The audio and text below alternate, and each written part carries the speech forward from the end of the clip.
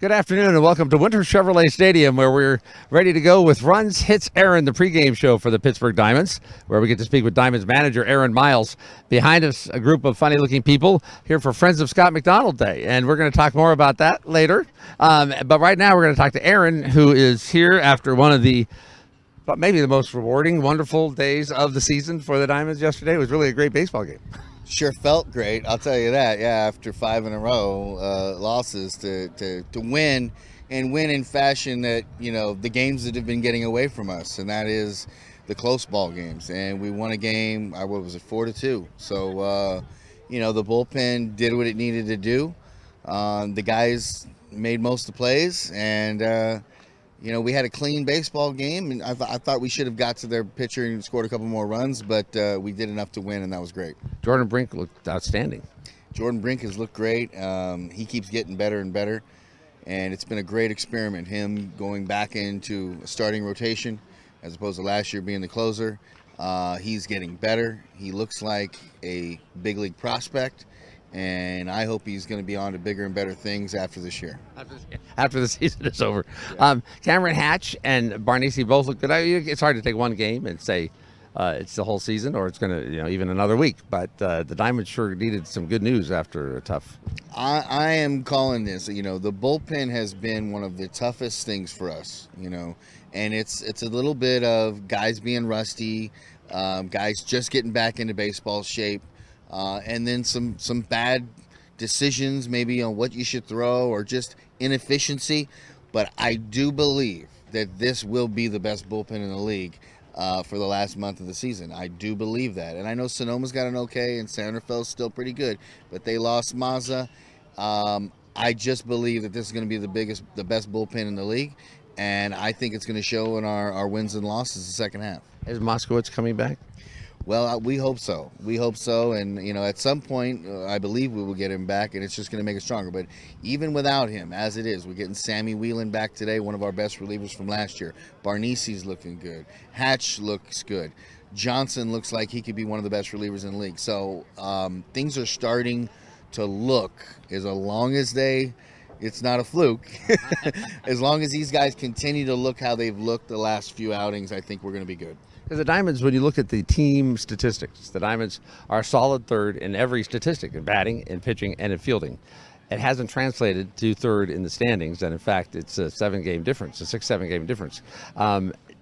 What's the difference? Well, it's baseball. It's certain plays not being made. It's they err at the wrong time. It's the walk at the wrong time. It's not coming through offensively when the game is on the line or when we should. I mean, we have 3 of the top on-base percentages in the league in our top of the order. But yet, here we are losing ball games by 1 run, and we're stranding runners here and there. So, the situational hitting, I do believe, has to get better, and it's been a combination of the situational hitting. The bullpen struggling a little bit, and, we still had some struggles starting pitching-wise, but all of it seems to be coming together at the right time, and, I think we're going to I think we're going to have a great second half, and I'm positive about that, and we'll see if it really happens, but I'm pretty positive about it. Today, I know you may feel like you've answered this question 4 times already, but today is the halfway point of the season. 40 games under your belt. At the start of the year, everybody felt starting pitching was the strength of the team, and we would see about everything else. Now, after 40 games, what's your assessment of the team? Where are the strengths and what are the weaknesses? Well, I still think we have starting pitching to contend with anybody in the league. I'm not sure if we have the best starting 5, but we're pretty close. And like I said, I think our bullpen the last half of the season will be the strongest in the league. That being said, we haven't hit for power. That's one of our lacking things that we have, and there may be a move that we could make, but all in all, I mean, I like our team, through and through. We can defend, although we've made our mistakes, but we've got range in the outfield, we've got range in the infield. We can play, and we've just got to put it all together and do every aspect of every game decent. You know what I mean? We don't have to do it with flying colors, but we've got to play complete ball, and that's what we did yesterday, and that's what we need to continue to do. Well, thank you, Coach. Good luck today. Good luck in the second half. We'll be here to watch every step. Thank you. That's it for Runs Hits Errands today. We will be back for the start of today's game right after this.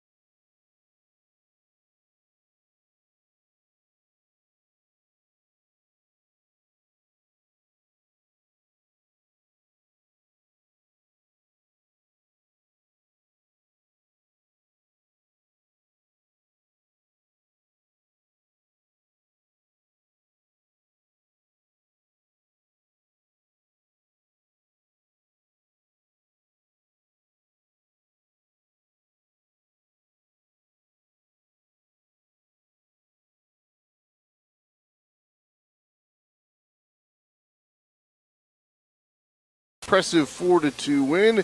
Diamonds back at it again here on a gorgeous Sunday afternoon from Winter Chevrolet Stadium in Pittsburgh. Good evening, or good afternoon, I should say, everybody. Anthony Schultz along with you. Diamonds baseball getting set to begin here from Pittsburgh. And the Diamonds ending that losing streak yesterday, running their record to 17 and 23.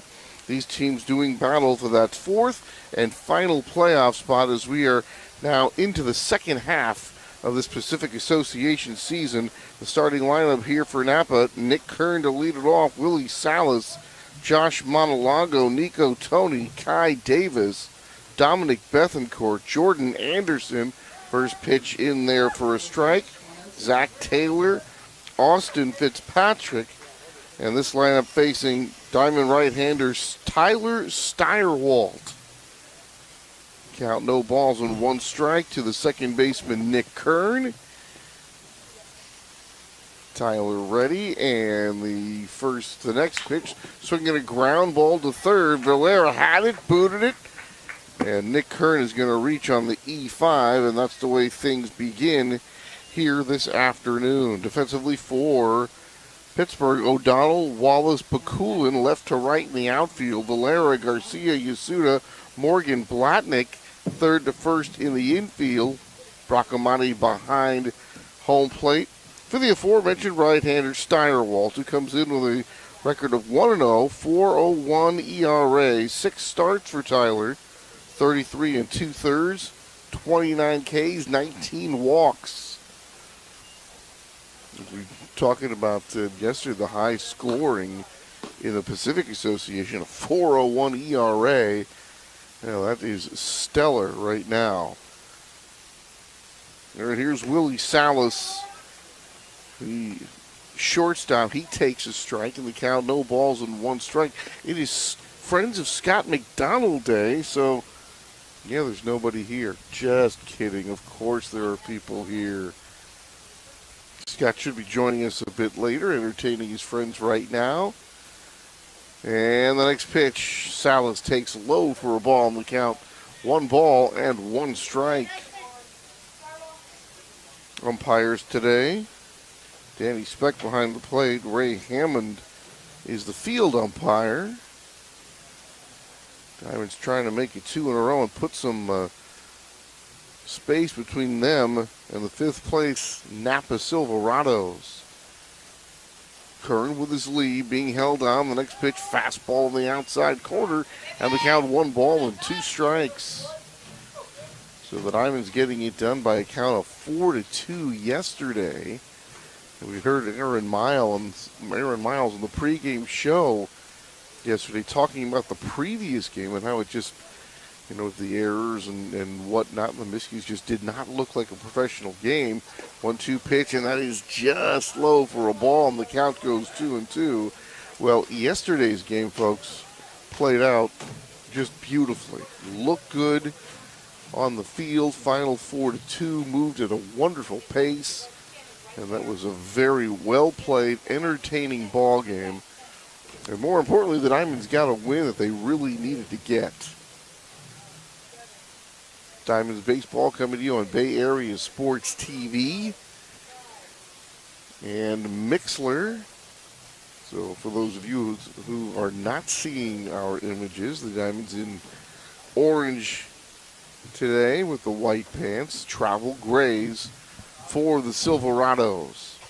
Kern a little bigger lead over there at first base now, and the throw back over to chase him back.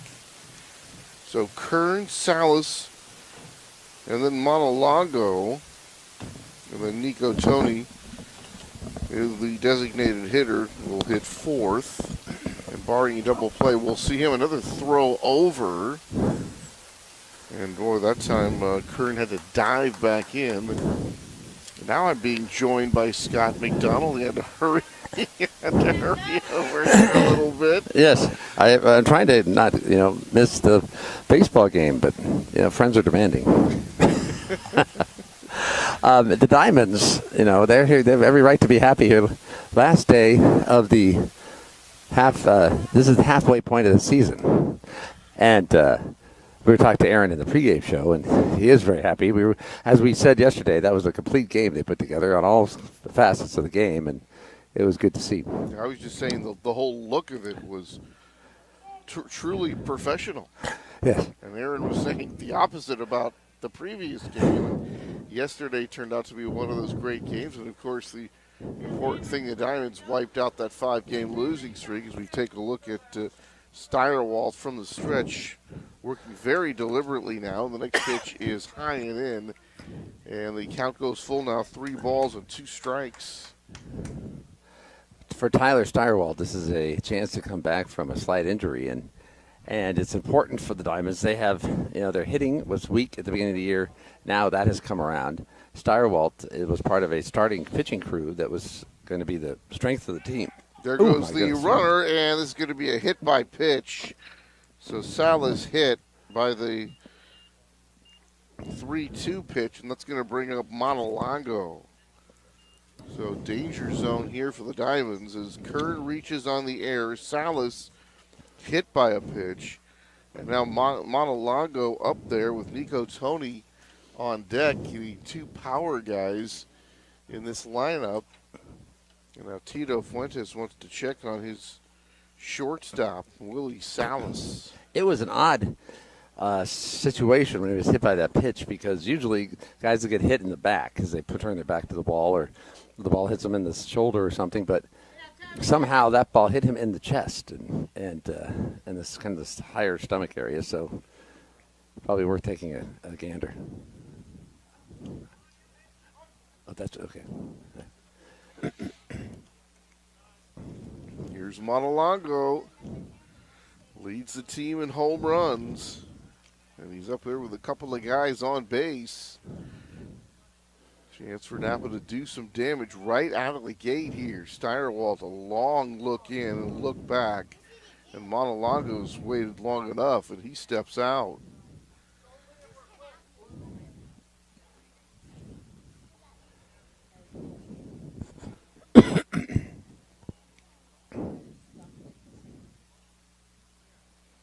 And the pitch on the outside corner for a strike.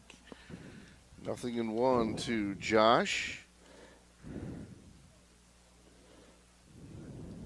Josh trying to light the fire here, and Tyler Steyerwalt trying to put one out. Diamond's middle infield looking for that double play ball.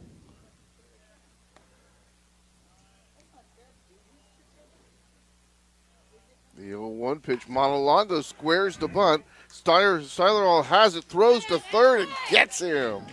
So how about that? Your leading home run guy, the number 3 hitter, is bunting in the first inning. We talked about that yesterday, and it's hard to imagine why do that. But there's Tito Fuentes out getting the bat.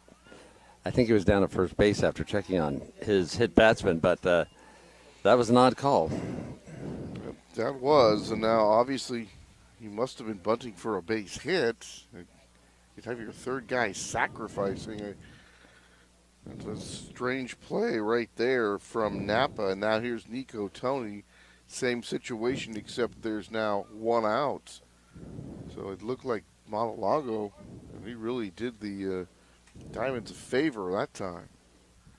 Besides the fact that he didn't do it successfully. I mean, just the fact he was bunting was odd enough, but then he didn't. But anyway, good night. There goes the runner, and both runners go. Second one had to wait, throw down to second, not in time.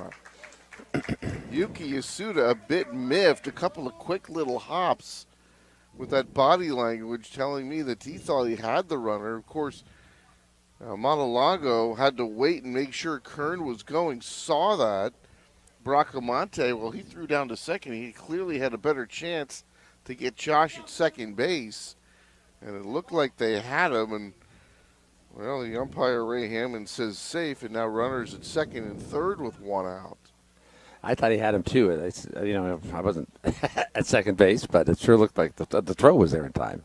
1-0 pitch in there for a strike. But, boy, I tell you, Nick Kern, not shy at all. he went before Steinerwald even got into his motion. Right, he was on his way, and then I thought, well, they have a chance to pick him off, but only if you know that's happening. So Kern awfully sneaky with that one. 1 ball, 1 strike, 1 out. Runners at second and third here for Napa. Tony trying to drive in a pair here. This one swung on, laced down the right field line into the Diamond bullpen area. The count goes 1-2. Boy, you get it down there, you're going to run for a while. Pakulin, the right fielder, playing way off the line. He's out kind of near that, in front of the Nick's Sandwiches sign out there. Playing much closer, or it looks like he's playing closer to right center than he is to the line, but in any event, there's a lot of room down that right field line. 1-2 pitch, swing, hopper. Garcia coming over, has the hop, drops the ball. Everybody's safe, and a run is in. Second error of the inning here for the Diamonds. And we're going to have runners at the corners and a 1-0 Napa lead. Wow. We were kind of saying, oh, well, everything's better with Jose Garcia yesterday, and clearly that's not the case. It's just hard to imagine that he was not able to make that play. It was not a difficult play. Well, Valera booted Nick Kern's ball to start the game. And now we have the error at shortstop from Garcia. Napa in business. Here's Kai Davis, takes one high for a ball, and the count 1-0 to the Silverado left fielder. Steinerwald in the soup here. He got 1 out on the attempted bunt by Montelongo. That was a gift. Willie Salas on a 3-2 pitch got hit. That's how he reached. But 2 errors in the inning. Here's the pitch, and that on the inside corner for a strike. 1 ball, 1 strike. Kai Davis. Has the ball left the infield? I don't think so. It's just it's a good time for Steinerwald to get a hold of the ball game and not let this type of thing spiral out of control. Right-handed batter waits. Steinerwald taking a long time. The 1-1 pitch. Fastball in there. No, that one just did miss. 2 balls and a strike.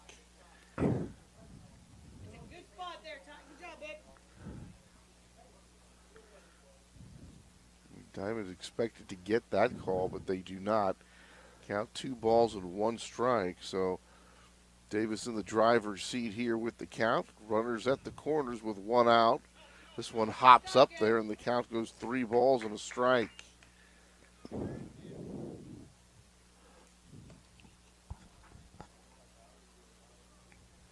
Dominic Bethencourt waits on deck.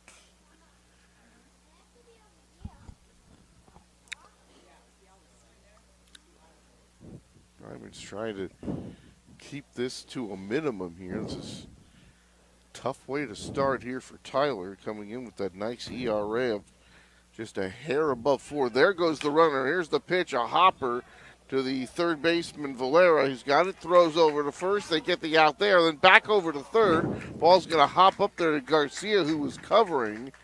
So the runner is safe and a run scores. It makes it 2-0 in favor of Napa. The Diamonds do, however, get the second out of the inning. Morgan Blatnick had to wait for that ball to come down out of the big hop, and to do that, he had a little chance of a double play, but he didn't get the runner at first, which the way things are going in this inning is a big benefit because Diamonds are really scratching and crawling to get these guys out here, and they're not hitting the ball. So Kai Davis is going to pick up an RBI on the ground out.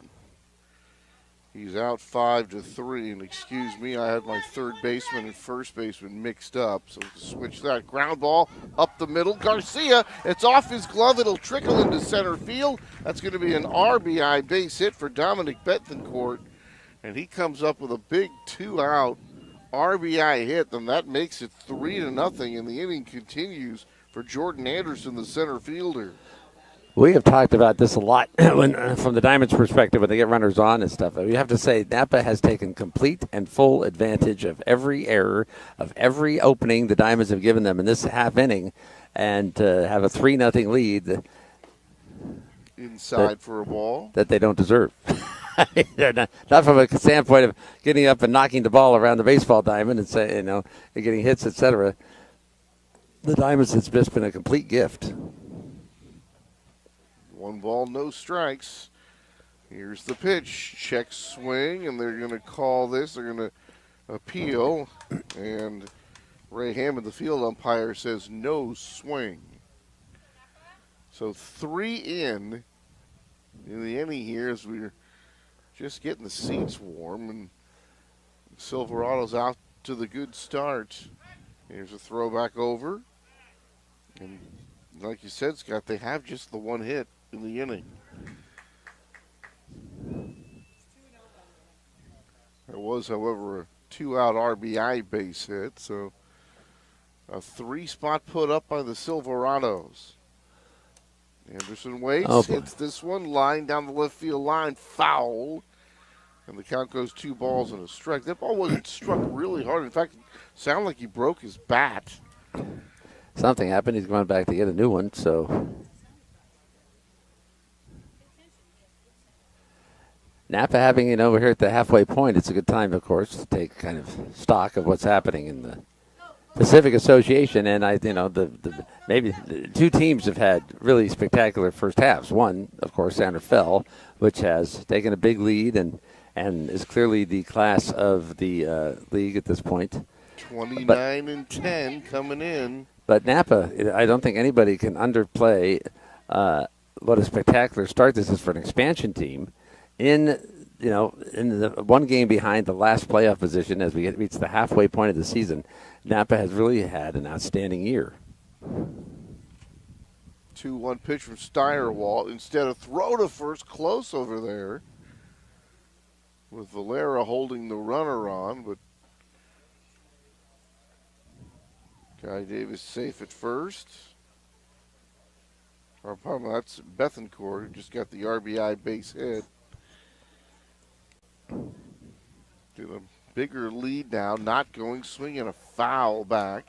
And the count goes 2 balls and 2 strikes. So after playing a very clean game yesterday defensively, they did a nice job avoiding the miscues, Scott, and in a 4-2 ball game, if you don't do that, chances are you won't win the close ones. And they put yourself behind the 8 ball right here. I mean, already 3 runs down. There goes the runner. There, the pitch is a ball, and the throw is high. And Bethencourt has got himself a stolen base.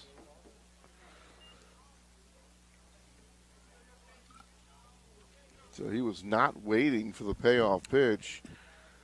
And he's going to steal this one as the throw came in from Bracamonte high, and he's able to get underneath the tag of Yuki Yasuda.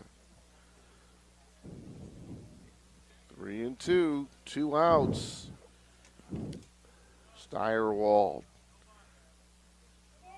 at the belt. A look back at second.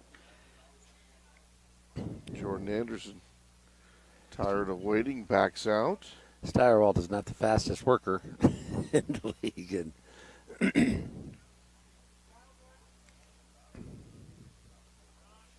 And the pitch, and this one a called strike 3.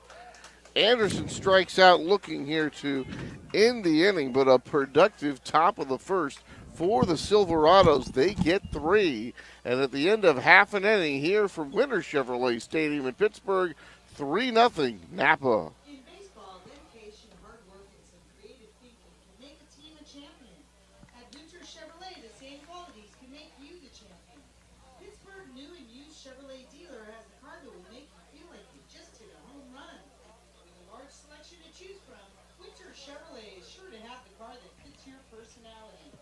their amazing finance programs will allow you to slide into your new car safely. Winter Chevrolet, the proud sponsor of Diamonds Baseball, is off Hagley Ford in Pittsburgh. Winter has what you want. Diamonds Baseball and the Rotary Club of Pittsburgh, both good places to have fun, make new friends, and support the local community. The Diamonds are especially proud of partnering with the Rotary Club to support local charities and community events. Drink a beer today. Rotary is selling it, and all proceeds go back to the community and beyond. And remember, friends of Scott McDonald, beer sales end at the end of the 7th inning.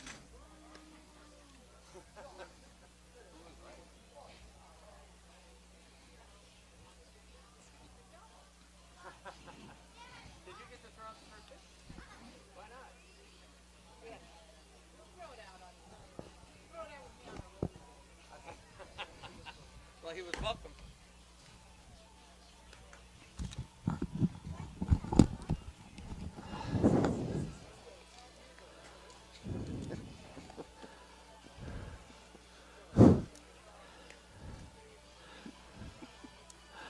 Are you hearing things I'm not? This is his day, not your day.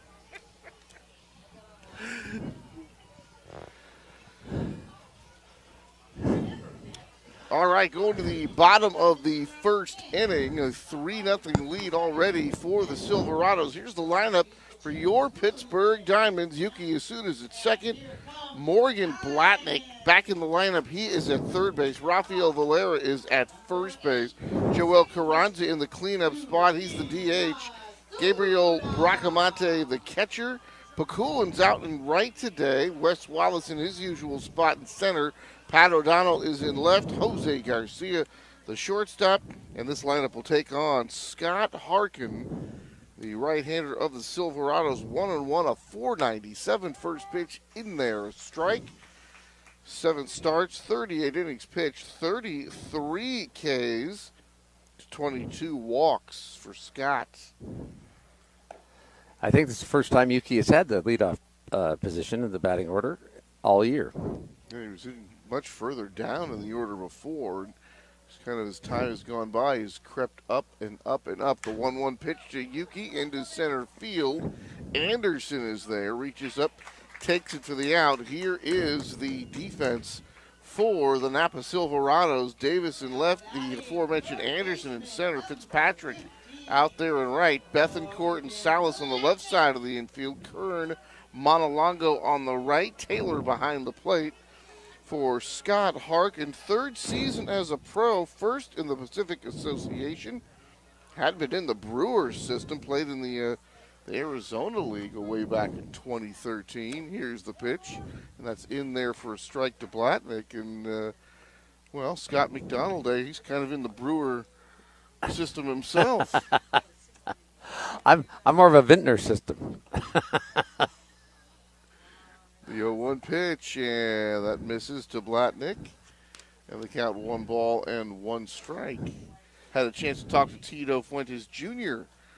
before the game. And an interesting note about Tito. Went to Hillsdale High School out in San Mateo. Pitch outside, and as coincidence would have it, my dad graduated from Hillsdale High School. Very cool. Out in San Mateo. We have graduates from San Ramon High School here today, including me. And the pitch just does miss. Count 3-1. The broadcaster for Vallejo went to Antioch High School with same place as Aaron Miles. You go to the baseball field, you'll see Aaron Miles' jersey painted on the side. This one is fouled back. The count goes 3-2. It's kind of the wall of honor for the players. Aaron certainly recognized as one of the top athletes to come out of Antioch High School. Very exciting to have someone from your high school associated with being a World Series champion. Payoff pitch to Blatnick, and he'll take the walk. So Blatnick, a 1-out walk, and here comes Rafael Valera. Now batting the first baseman, number 2, Rafael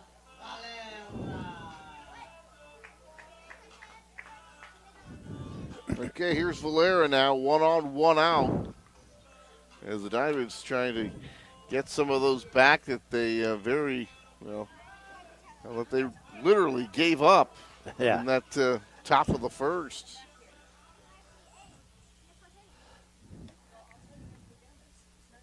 And the pitch, and that went in there, a strike to Raphael. One thing you count on coming into this game that Napa would be running like they did in the first inning. It's kind of their one of the main focuses of their entire strategy is to have the base runners on the go.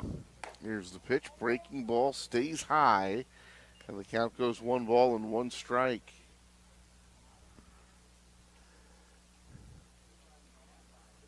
It's kind of a lost art in baseball, but we're seeing it more from the Diamonds lately, too. That's nice. Here's a swing and a foul off to the right. Nice when you make it. Well, the Diamonds just have a speed-burning lineup. They've got guys up and down the lineup who have speed, and as Aaron was saying, you just got to take advantage of it when you got it. Sometimes you don't have it, but the Diamonds have all kinds of speed on this lineup. 1-2 pitch, another breaking ball, skied to right. Routine for Fitzpatrick comes in, makes the catch, and that is out number 2. So Valera flies out to right, and here comes Joel Carranza. Let me see if I'll try to get this going.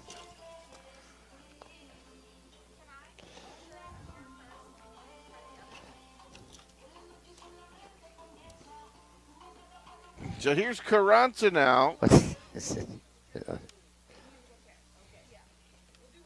Pitch, ground ball, left side, picked up by the third baseman Bethencourt, fires across just in time. His throw is a bit wide, but Montalongo able to make the catch and get back to the bag in time for out number 3.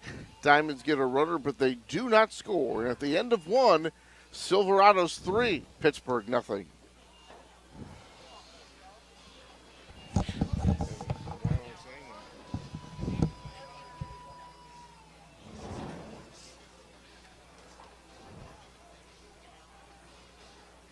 Baseball's Hall of Fame is dedicated to the greatest stars of all time. If Pittsburgh had a Hall of Fame, one of the first inductees would be the New Mecca Cafe in Old Town.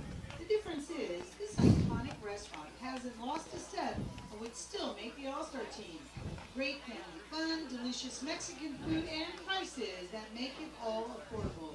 That's been the formula since the New Mecca opened, and it's still true today. Check it out, your stomach will thank you. New Mecca Cafe, located at 324 Railroad Avenue in Old Town, Pittsburgh. You know when it's time for a haircut, but you aren't really thrilled with the trim you've been getting? You'd like to find a new hair cutter, but it seems like a big hassle with too many choices and not enough information. Well, we're giving you the take sign, as in take down this number. Call Red's Barbershop and make an appointment. Red has the skills and experience with all types of hair. He's great with various styles and still knows how to make you shine with more traditional haircuts. Call 925-382-1399 and make that appointment today. That's 382-1399. Red Barbershop at 190 East 7th Street, just off Railroad Avenue. 382-1399. Call Reds today. It's not too late to sign up for musical chairs in the middle of the 3rd, and we'll be doing the YMCA today, folks.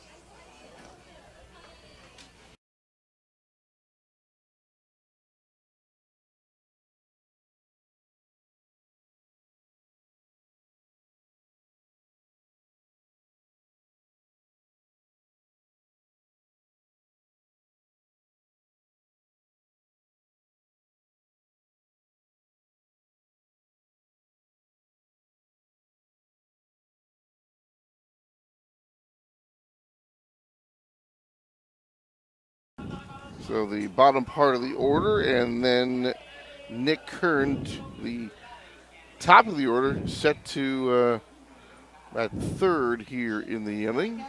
A 3-0 lead here for the Silverados as we're just getting underway on a gorgeous day in Pittsburgh, and the pitch is low for a ball. Count 1 ball and no strikes. The Diamonds looking for A whole lot better defense here the rest of the way than they got in the first. Pitch in there for a strike to count 1-1. A pair of errors and a hit batsman helping to lead to that 3-run opening frame for the Silverados. 1-1 pitch, swinging a foul back to the boards, and the count goes 1-2.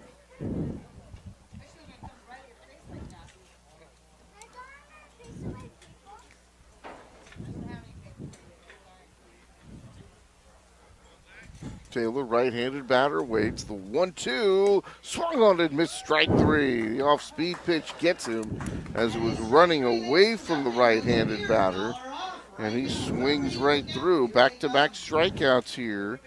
Now for Steyerwalt, got Anderson looking to end the first, gets Taylor swinging to begin the second, and here's Austin Fitzpatrick. Steyerwalt may have decided, well, if I have to do this myself, I guess that's what we'll do.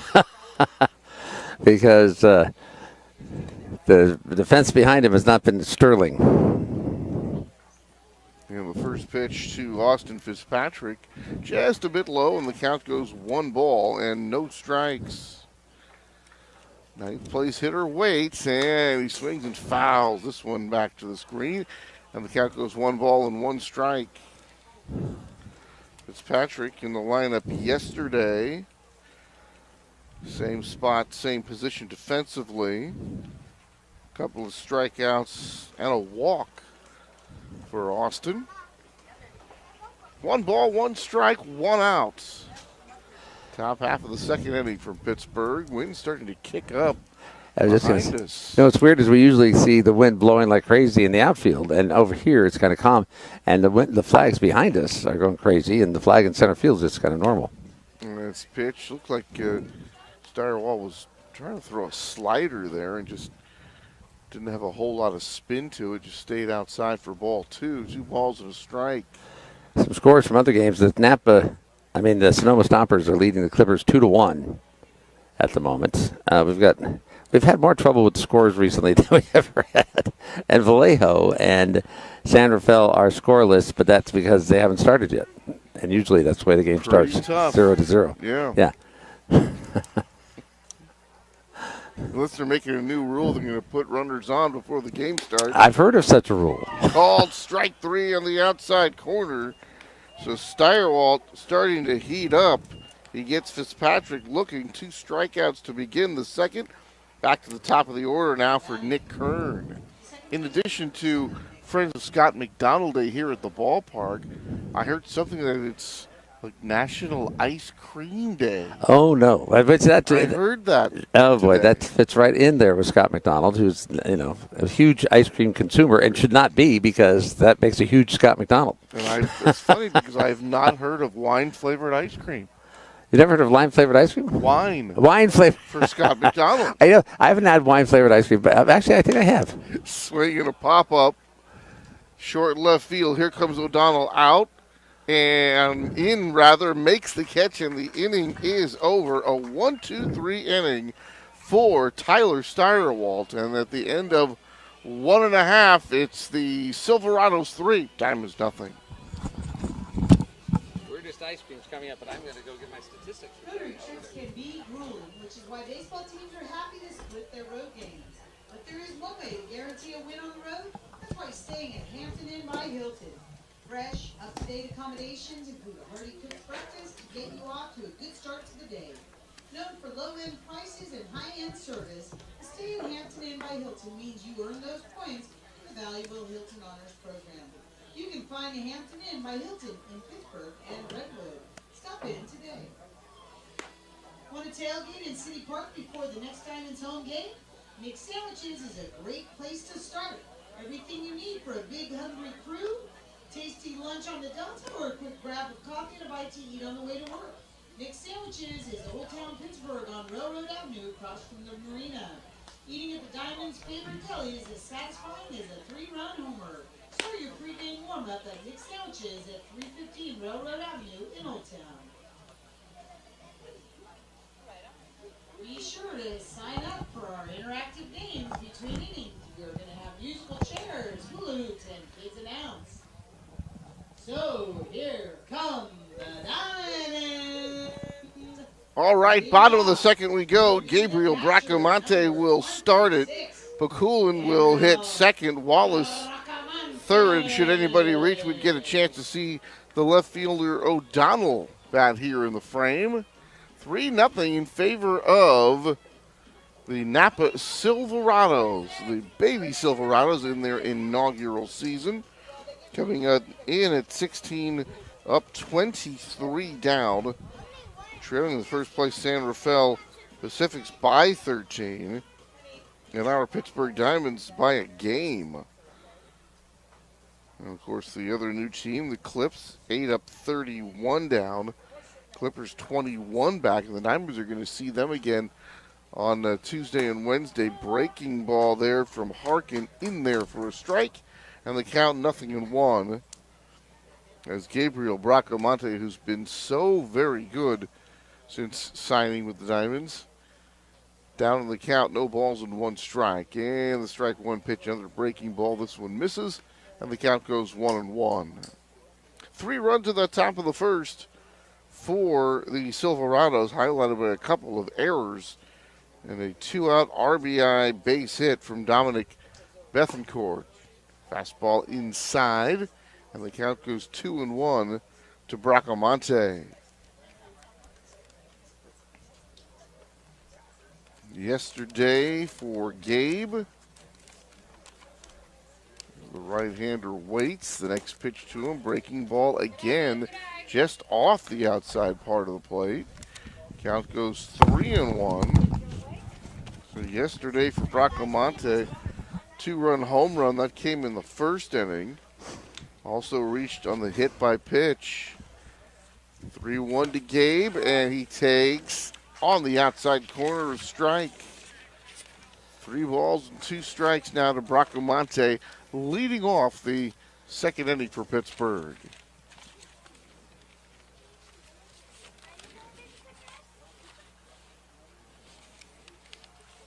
Payoff pitch, swing, ground ball to third. Grabbing it is Bethencourt, over to Monalago at first. And Bracamonte out number 1. Put out goes 5-3. Here comes Pakulin. Yeah, Matthew has not been playing much recently. I mean, in recent games, he's been kind of missing, but he is back today, and they want that left-handed bat in the lineup. And he's in there today in right field. Brett Smith getting the start out there yesterday. Ground ball to second. Kern to his right, has it, throws him out. So there's a 1 pitch out right there as Pakulin is retired 4-3. And here comes Wes Wallace. 11 bombs on the year, and several of those, Scott, have come lately.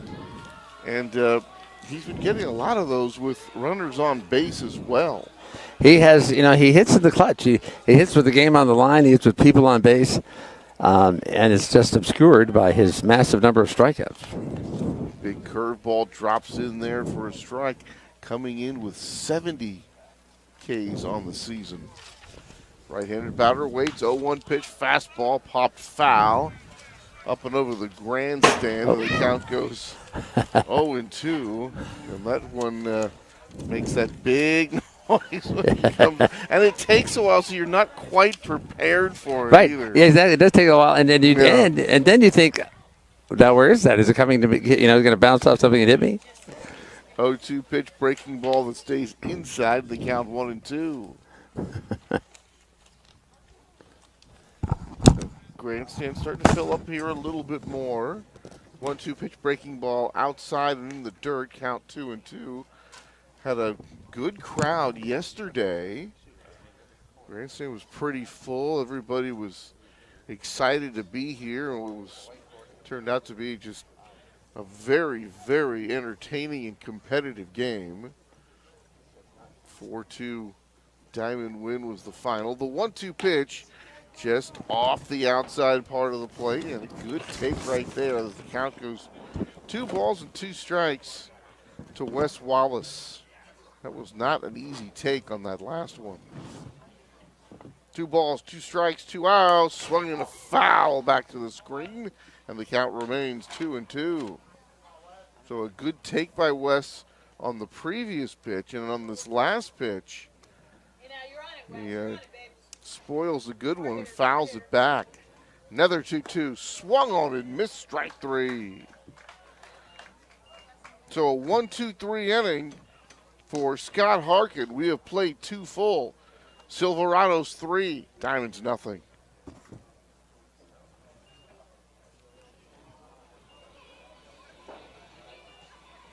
Ever feel like your huge corporate break doesn't quite get or even care about your local community? How about a bank founded in Contra Costa that's been supporting the local community for more than 100 years? Mechanics Bank is that bank, founded in 1905. Ever since, Mechanics Bank has been building on the legacy of lasting relationships, enriching local lives and local communities, driving local economic growth, and exceeding clients' expectations every day. Stop by Mechanics Bank on Railroad Avenue in Pittsburgh or visit them online at mechanicsbank.com. Mechanics Bank, dedicated to reaching out, digging in, and giving back. Is there anything more fun than a ball bouncing off the outfield wall for a double? Well, if there is, it might be a double-double from In-N-Out. In-N-Out is an iconic burger restaurant for a reason. Quality is the most important ingredient at In-N-Out. They never freeze, prepackage, or microwave the food. Your burgers, fries, and a shake are waiting to be made on Delta Gateway Boulevard just off Highway 4. In-N-Out, that's what a burger's all about.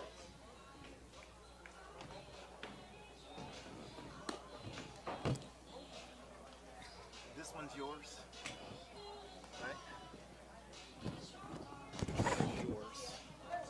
I need to turn your volume way up because he is way too loud, so I need to turn you guys up together. See, his is way. There we go. All right. So you're louder, and then I bring you both guys down. 3 hits yesterday for Jordan. And, of course, he had the strikeout working as usual, collected 10 in his 7 innings of work. The 1-2 pitch popped up, and this one will get out of play, and yes, it will.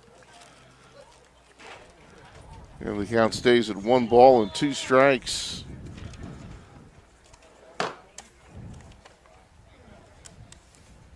Just going through the lineup here for the second time for Tyler Steyerwalt. Dealing here with Willie Salas, who's looking at a 1-2 count, but it's fouled off a couple. A 1-2 pitch. Swing and a miss. Ball gets away. Bracomani's got it. Fires down to first to complete the strikeout.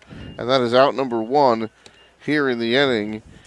As Salas strikes out.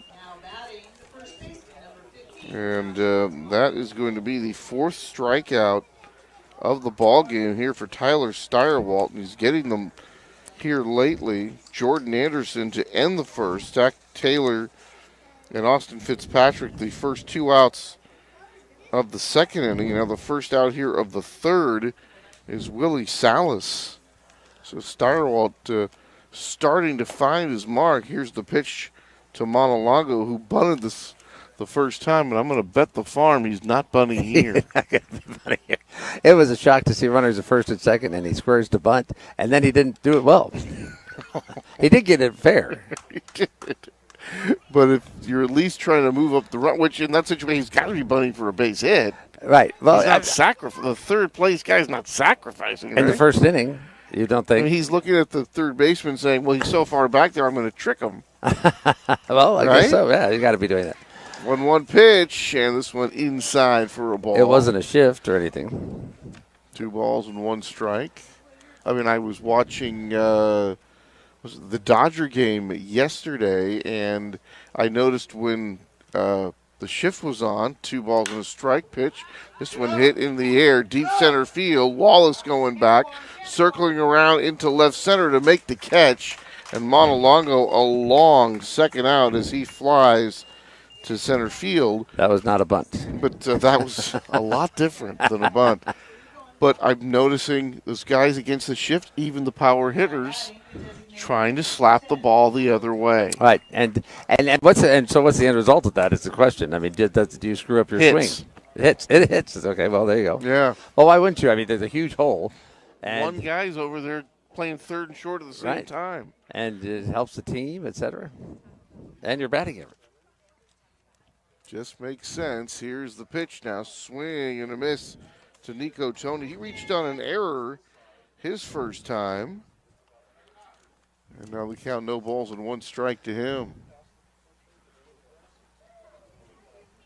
2 up and 2 down here in the inning. Here's the pitch, and this one over to Garcia. Big hop for Jose. Over to first in time. A 1-2-3. Top of the third inning for Steyerwalt. And now we've played 2.5 here from Pittsburgh. Napa still holding a 3-0 lead. Cheers coming up, kids. If you want to get down there and get in the game and play, go on down. You could win in and out.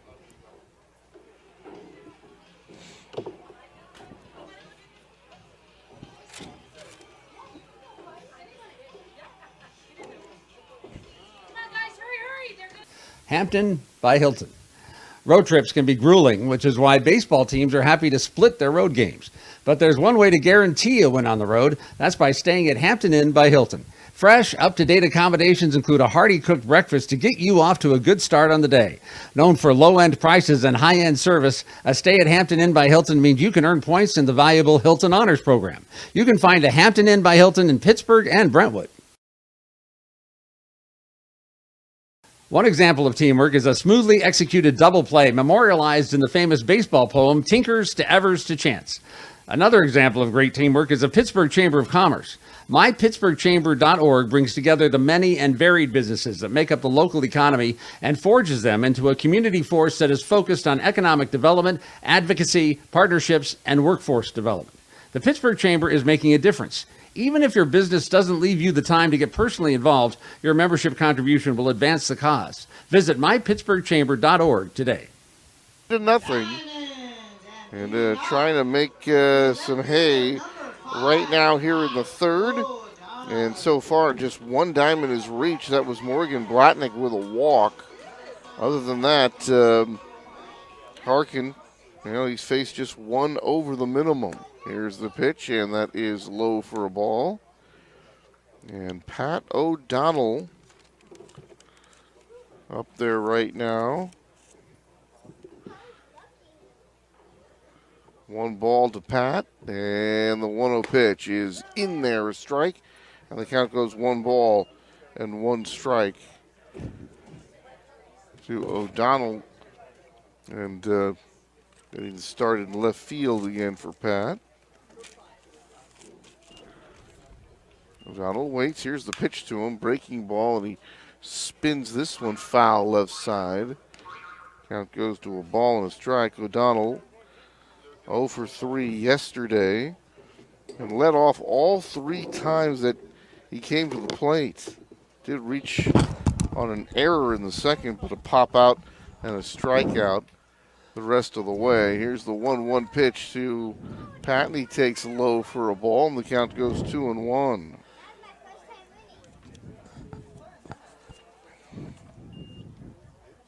O'Donnell out of Augustana University. And you grew up in Andover, Minnesota. Pitch, and this one is fouled back. Augustana out of Sioux Falls, South Dakota. Those places don't have a lot of winter baseball. The former Viking stands in, and when you look at our website, it said Augustine University. 2-2 pitch is fouled off, and I got a clarification from Pat on that. It is Augustana out of Sioux Falls. And he says where he grew up in Andover, pretty close to the Twin Cities, so Minneapolis and St. Paul. Minnesota native waits. The 2-2 pitch to him is on the outside corner, a called strike 3.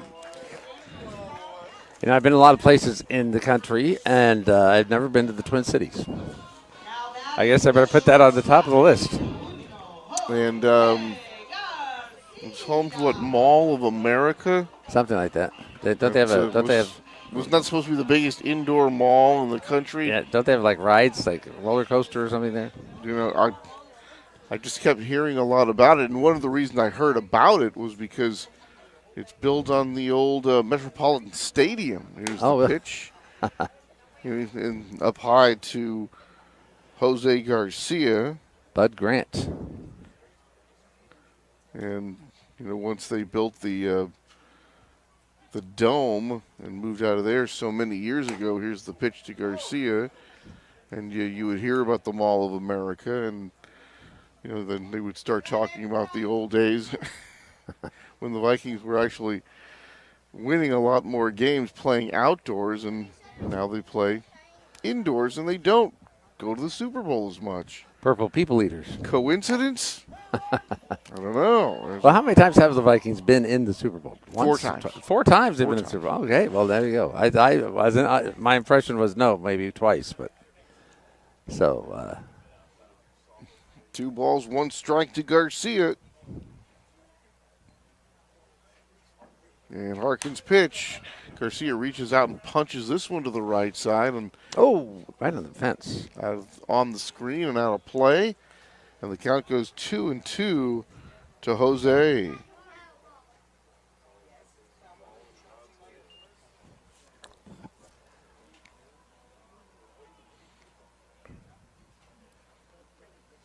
Jose was nice enough to join us out there as one of the catchers for the first pitch ceremony today. 2-2, swing foul back up and over the screen. Count remains at 2-2. Should have taken a chance to ask him what's going on with him defensively. He's a very open guy, happy to talk about anything, and he just has not been himself this week in defensively, including this game. 2-2 pitch, swung on. That's hit well into left field. Going back, and this one is gone. Home run for Jose Garcia. Diamonds on the board. It's 3-1. I don't know if you can remember last year when we had Jose Canseco was coming, and they were setting up a home run derby, and at that point, Jose Garcia had started to hit the ball out of the park regularly. And there was all kind of speculation maybe Jose Garcia should be in the home run derby. Aaron Miles said, no way is he going to be in a home run derby. He's not going to start swinging for the fences. It's just not going to happen. And so he wasn't in the derby. But here's his own home run derby today on Friends of Scott McDonald Day. Yuki Isuda takes one. I believe that was high for ball 1. 1-0 to Yuki. And the curveball comes next, and that's outside for ball 2. 2 balls and no strikes. Well, that's got to feel good after a little shaky defense from Jose, and he goes yard. The Diamonds are on the board. Next one, fastball in there is striking. It's 2-1. We may treat them as 2 separate things, as 2 separate parts of the game, but it's the same player. And, of course, it has, these things are mixed together inside their brains.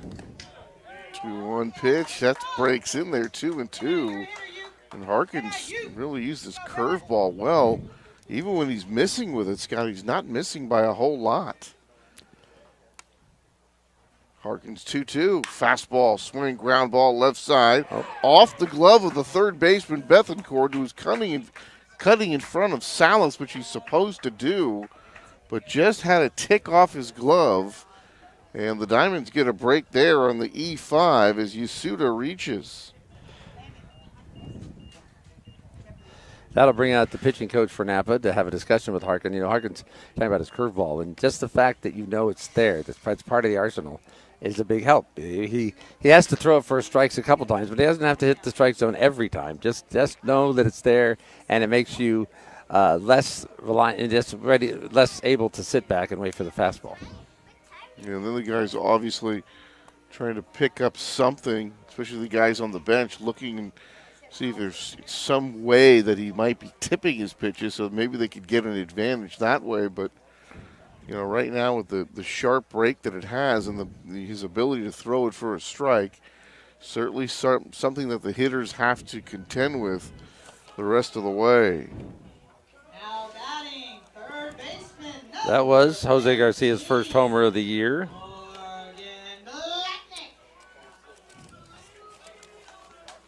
So here's Blatnick now. 1 out, 1 in, 1 on. And Morgan, just 1 hit in his past 5 games. Did get 5 walks in that period.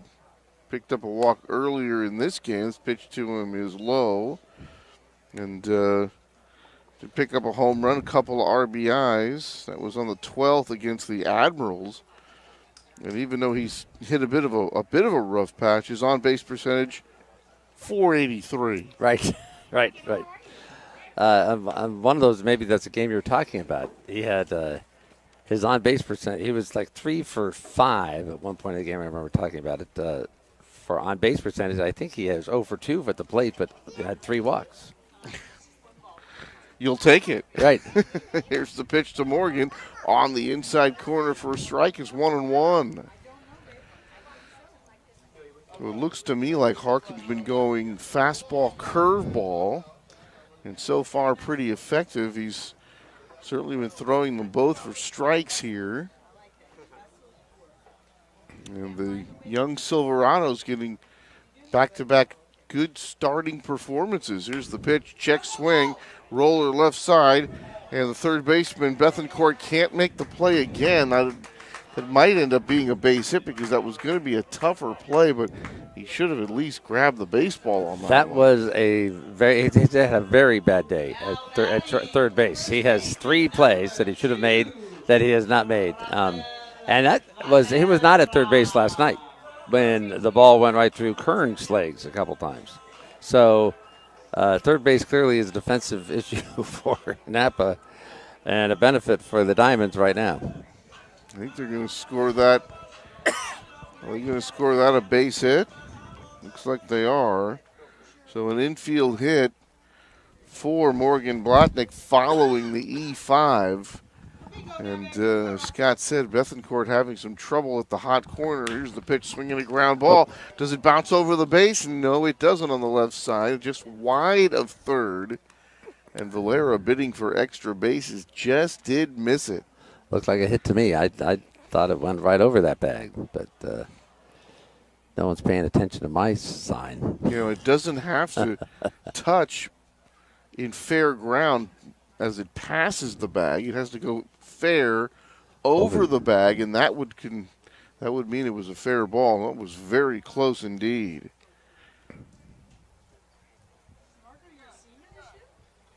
Here's the pitch to Valera, fouled off right side. That'll get out of play, and the count 0-2 to Rafael.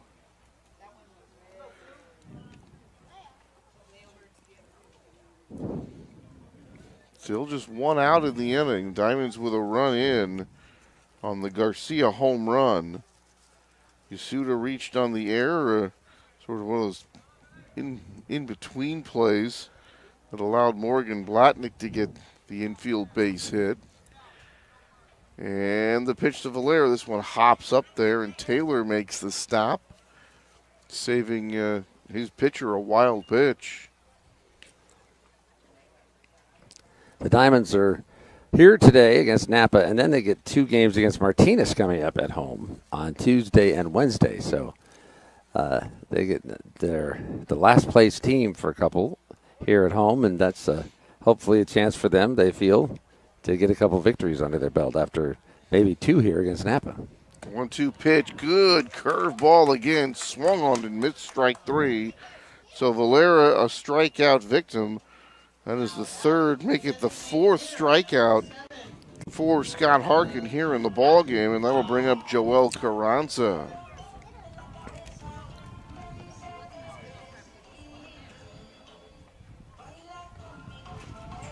You know, the Diamonds playing the newbies right now, but can't just pencil in the victories. The Clips have clipped the Diamonds a couple of times this year. Boy, they have.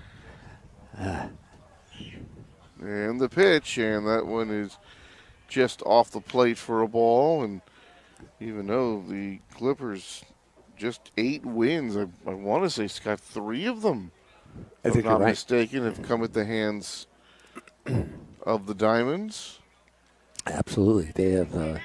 They gave Martinez their first home victory, then lost twice here at home on top of it over on the 4th of July. There's a strike in there, and the count 1-1.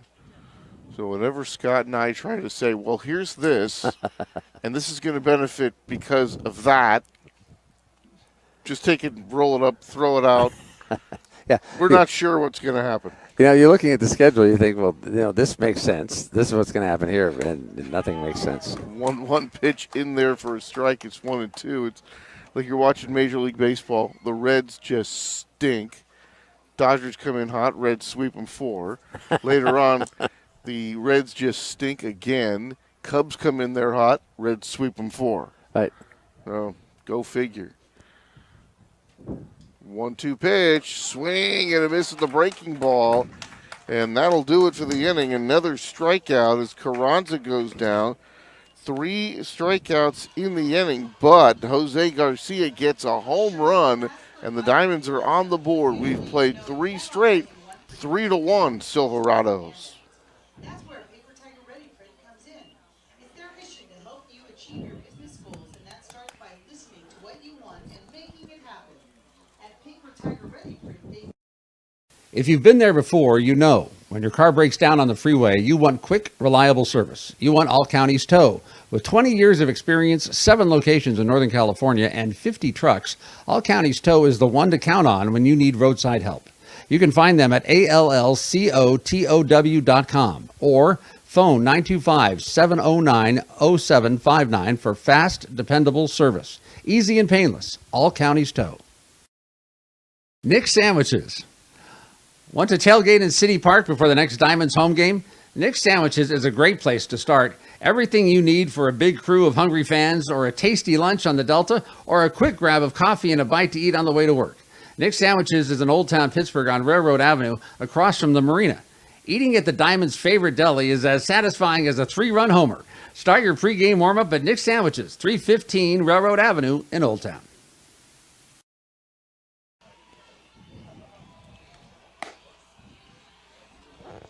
As we get set to start the top of the 4th, the Napa Silverados lead it 3-1. And to bring you the play-by-play, here's Scott McDonald. Thank you, Tony. And we are here for the middle 3 of this Sunday afternoon in Pittsburgh. It is such a perfect baseball day. It's warm, but not too hot. It's bright sunshine. Your friends are here drinking beer. I'm enjoying Gatorade. Maybe it's not perfect. Are we sure? Maybe it's not perfect.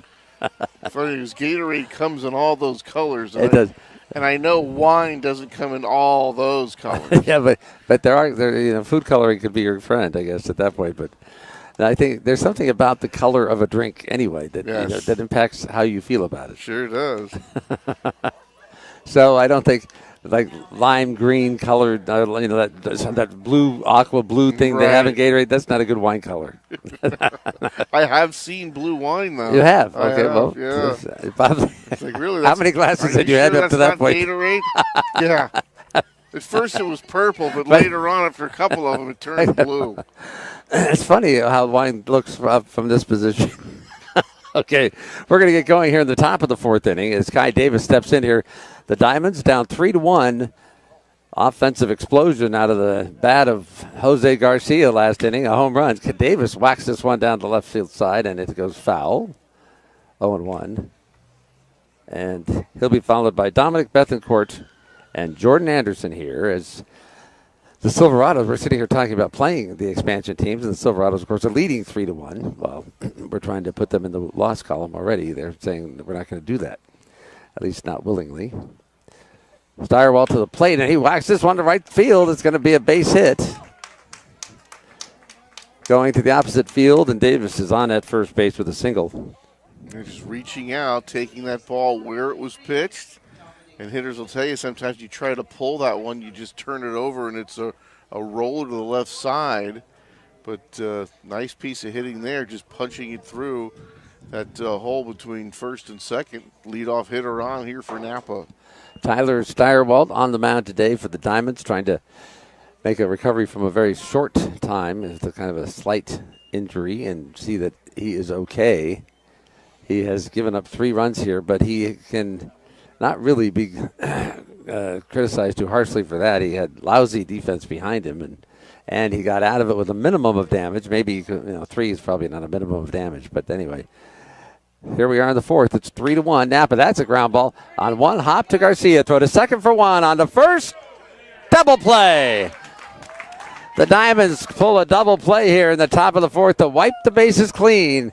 And we'll go down to see Jordan Anderson now with 2 outs and nobody on. Patented 6-4-3 double play as we take another look. Nice clean hop there for Garcia.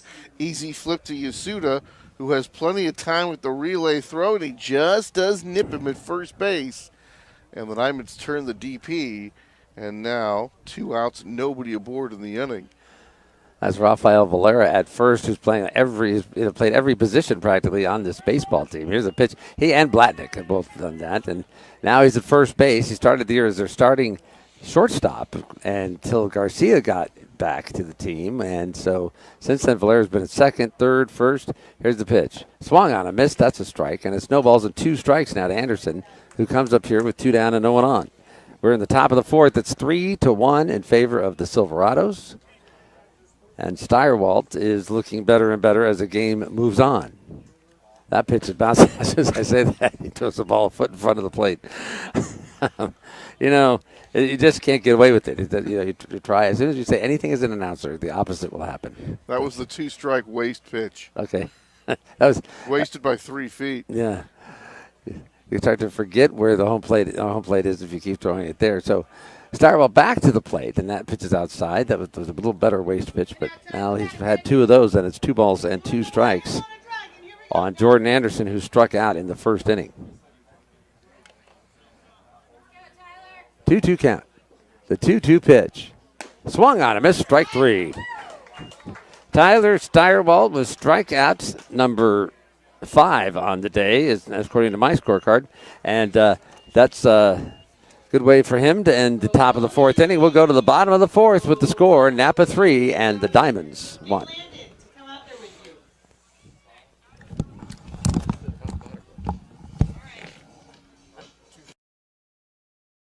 Oh, sure, you'll ask for advice if you want some, but usually you know exactly how you want your business publications and handouts to look. That's where Paper Tiger Ready Print comes in. It is their mission to help you achieve your business goals, and that starts by listening to what you want and making it happen. At Paper Tiger Ready Print, they believe there is no greater satisfaction than delivering a finished product that helps a client reach their goals and objectives. Give them a try. You won't be disappointed. Paper Tiger Ready Print at 182 East Leland Road in Pittsburgh or readyprint.com. Anytime we have a conversation with Mechanics Paint, we know that we're in the same business. Our business is customer service, integrity, loyalty, friendship.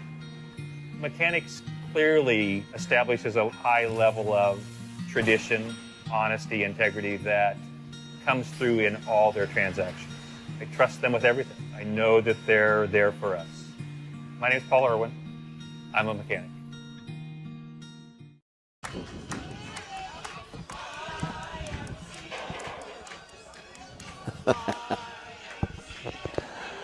Here we go to the bottom of the 4th inning at Winter Chevrolet Stadium, and if you hear the cheers in the background, that's for the dancing bat boy, Bodie Brown, who continues to amaze with his footwork to YMCA, the village people's contribution to American culture.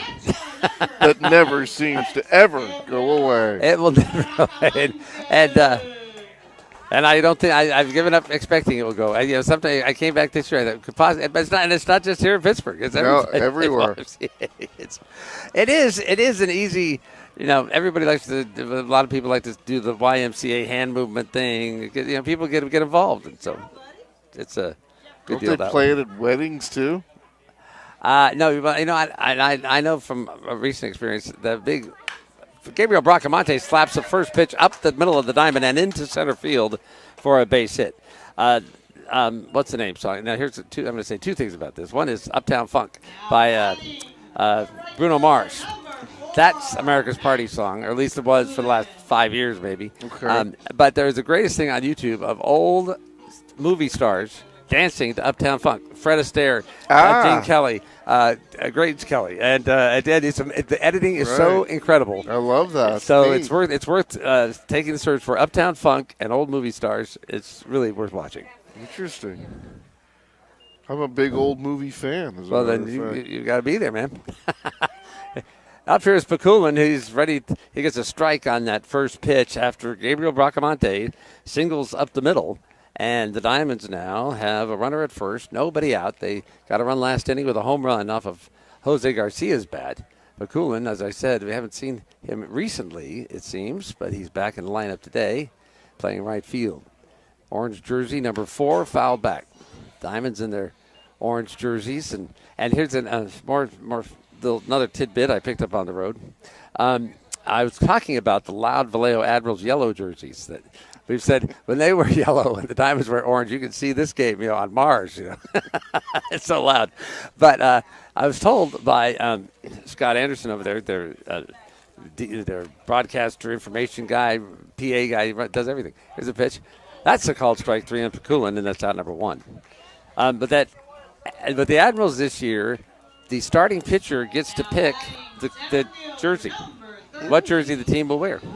So I had guessed maybe there aren't many starting pitchers that like loud yellow jerseys, but I compared it to the Oregon Ducks, where a senior gets to design each week's uniform. Oh, for everybody, and that's why the Ducks uniforms are so sometimes awful. They are. There's a strike. It's 0-1. Which is unfortunate because that mallard green they use looks so cool. But but they have different colors green, and sometimes they go back to their old. So anyway, but it's cool. I mean, they picked the scenery to do it. Ground ball left side. Wes Wallace knocks it into left field for a base hit. Bracamonte around second. He's on his way to third. He'll make it easily. And the Diamonds have runners at the corners with 1 down. Beautifully done. There was some room over there on that left side. And Wes Wallace able to punch it right through. Bethencourt with the dive, Scott, but he could not make the play. And the Diamonds in business. They've got him cornered with just 1 out. There they are, down by 2 runs. We talked about how in this first inning the Silverados had opportunities and they cashed in. The Diamonds would give them a base runner because of an error, and they got them around and scored. And that's what the Diamonds need to do here. They've got runners at the corners. They've got 1 out. They're down by 3-1, and they need to take advantage of this opportunity. And here comes the guy's bat should be on fire sometimes this week. Patrick O'Donnell, just the other night, just could not be stopped. That pitch is outside for a ball. It's 1-0. It was a 4-hit night for Pat. A little different here so far. A couple of strikeouts looking in the second and leading off the third.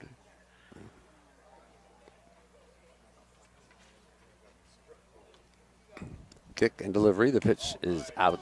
No, it's a strike on the outside corner, and it's going to be 1-1. On deck, Mr. Home Run himself, Garcia. There's that curveball again. And that one had a big lollipop loop to it. The others have been more flat on the plane, but this one running away from the right-handed hitter still catches the outside corner. 1 ball, 1 strike. That pitch is outside for ball 2, and it's 2-1 now. Scotty, you're talking about the loud uniforms. Because it was 2 years ago, I was watching the Rams play Tampa Bay. The Rams in all gold, Tampa Bay in all red. Talking to a little kid the next day who would watch the game. He said it looked like mustard versus ketchup. That was the nicest thing that could be said, probably. That pitch is swung and I missed by O'Donnell. It's 2-2. Another good breaking ball. And these, some of them are coming in sort of hanging up there a little bit, Scott, but when they are up, belt high or above, they seem to be off one corner or the other. So not just laying them in there, but some good movement here from Scott Harkin.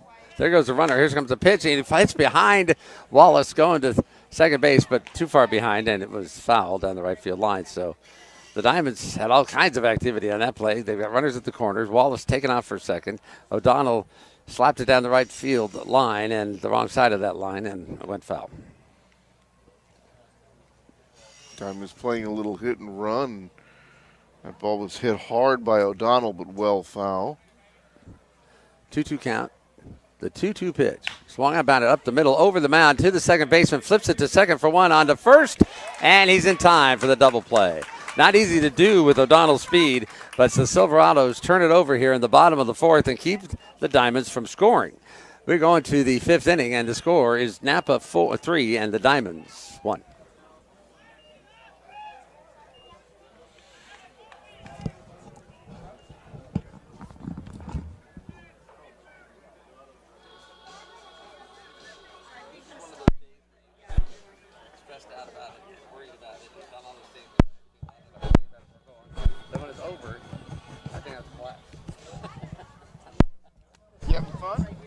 I'm having fun. But, now that everyone's here, that part's done. Yeah.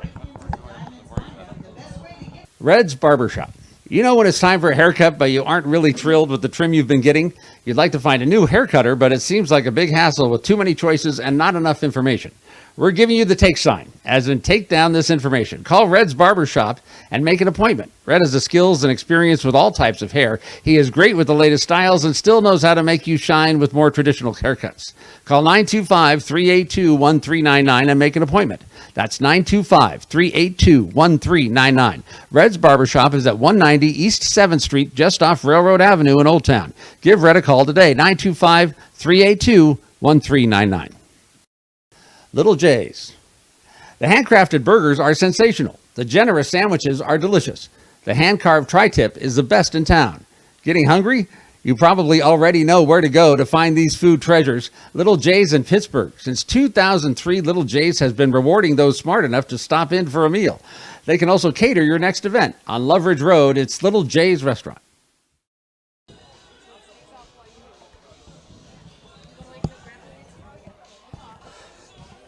Welcome back to Winter Chevrolet Stadium, where the Diamonds are on the short end of a 3-1 score right now as we go to the fifth inning. The Diamonds have had opportunities to score more. Not a lot of opportunities. They've been kept fairly well in check by Scott Hunter. The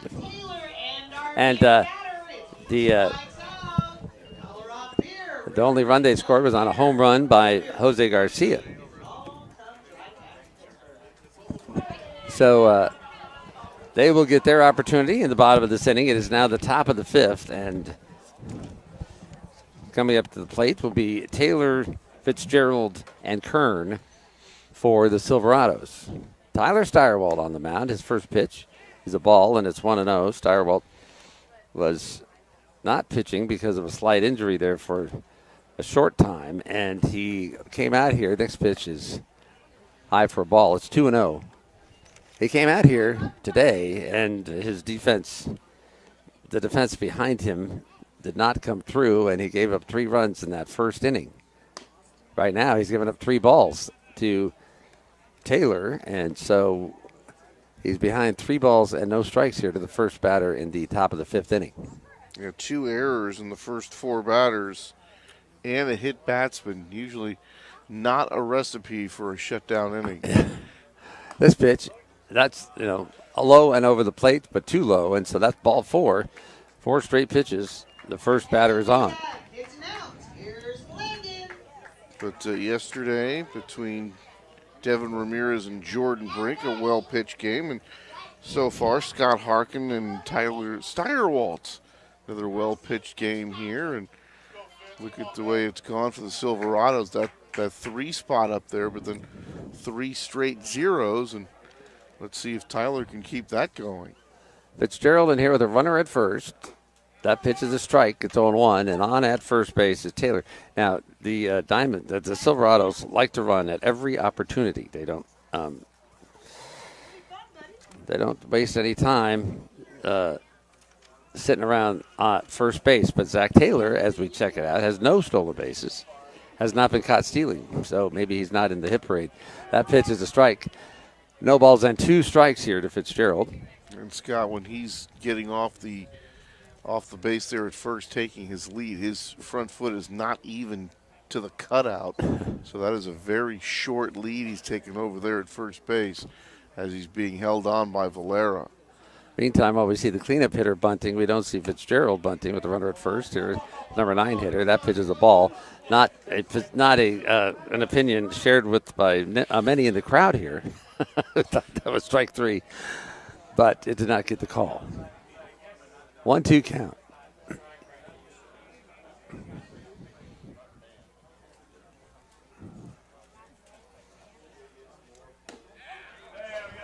Strike 3 called that time. Way to bounce back after giving up that leadoff walk. Yet Fitzpatrick with the strikeout. And yet another one for Steyerwalt. That is number 6 on the game.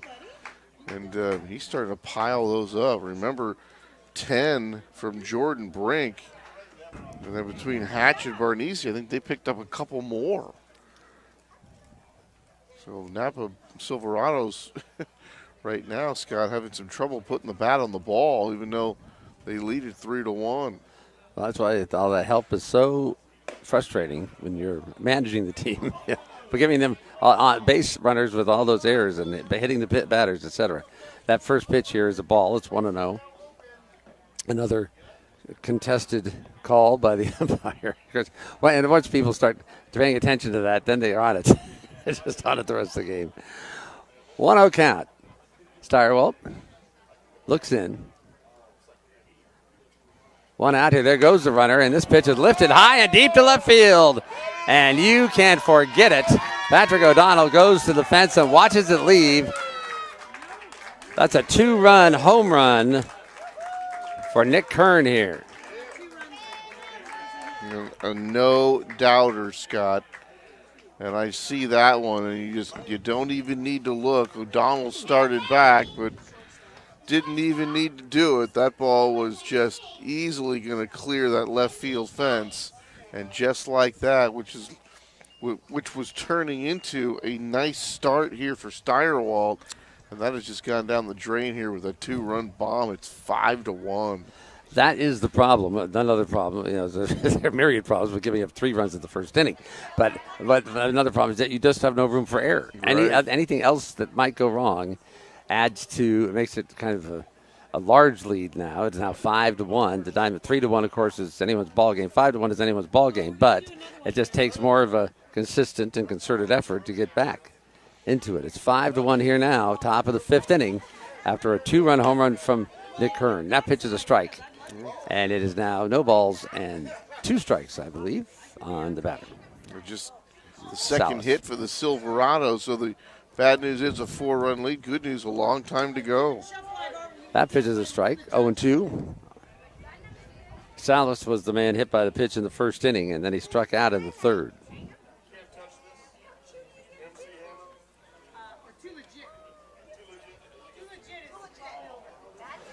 And now Steyerwalt steps off of the rubber and puts his foot on the back of the mound. Just trying to get all facets of the game, Scott, working at the same time. Just been very difficult. It has been, and it's difficult anyway, but it seems to be exceptionally difficult this year. And the timing, it's just so weird how the timing works that all of a sudden you break out of your slump hitting and the pitching goes south. Right. 1-2 count, 1 down, nobody on base. Nick Kern took care of that. Here's the pitch. Swing and a miss, strike 3. Ball gets away from Bracamonte. He runs out in the middle of the diamond to a little of the infield to get a good angle on his throw down to first base, and that is out number 2. Timing is so important in baseball. Like you said, Scott, you get the pitching going, and you just can't get the offense, and you're losing those close, low-scoring games. And then you get the offense, and you can't get the pitching, and then you're losing close, competitive, high-scoring games. Well, the Diamonds have, Blackley was very gracious on our interview earlier this week about his lack of offensive support, which last year was a big problem for the Diamonds. Blackley is that guy who comes out there on the mound, and a poor performance for him is to give up 3 runs, and the Diamonds would consistently score 1 less. If they gave up 1 run, it would be 1-0 loss. He he's graciously kind of refuted that as an observation, but I think it's true. And he'll be pitching, I believe, Tuesday. He's scheduled to pitch Tuesday against the Clippers. Stats don't lie. You just look at guys, outings, and you can. It's like, well, his ERA's not bad. He's not giving up very many runs, but That pitch is a ball. It didn't miss by much. And there goes the crowd again. Two balls and no strikes now. Shirewalt on Montalongo, the big first baseman for the Silverados. This pitch is a strike. It's 2-1 on the outside corner. Reminds me of Matt Cain when he first came up with the Giants, and he was so terrific, but he couldn't get any wins. It was kind of that same thing. I mean, he would go out 6-7 innings, 2 runs, Right. that sort of thing, and the Giants would score 1. This pitch by Montalongo is hit to center field. On comes Wallace, but he won't be able to get there before it hits the ground. And so that's a single for Montalongo here with 2 outs. And Nico Tony will come up. Tony reached on an error, and so he's 0 for 2 on the day.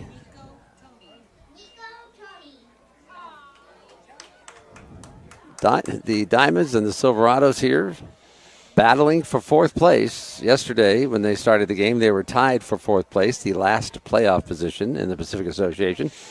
And now Napa trying to climb back into a tie if they can hold on to a 5-1 lead that they hold here in the 5th. Strike, it's 0-1.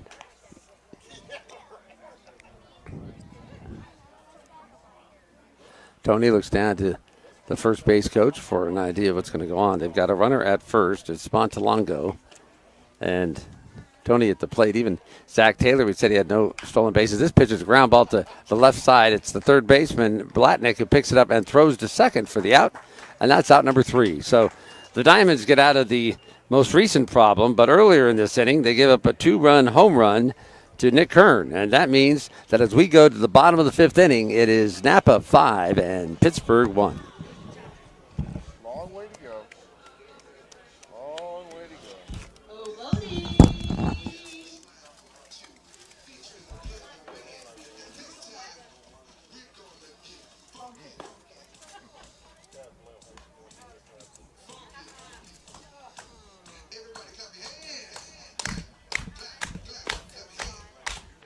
The 90 feet between third base and home plate is some of the most important real estate in sports.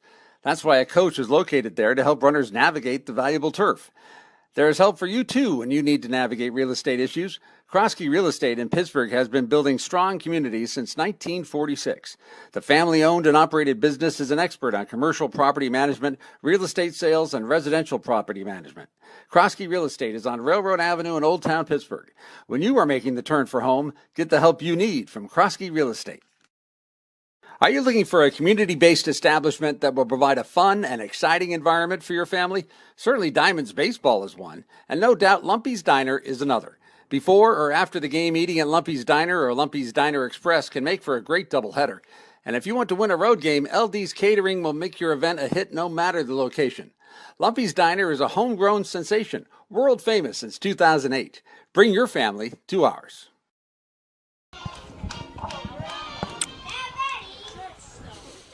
Well, Lumpy's Diner can't compete with the hot dog here at Winter Chevrolet Stadium, which I just completed in about 22 seconds. But I'm glad to have it. A little between-inning nourishment can get me through this next half inning. And that will start with Jose Garcia. He has 1 at-bat. He has 1 home run. He has 1 run scored. He has 1 RBI.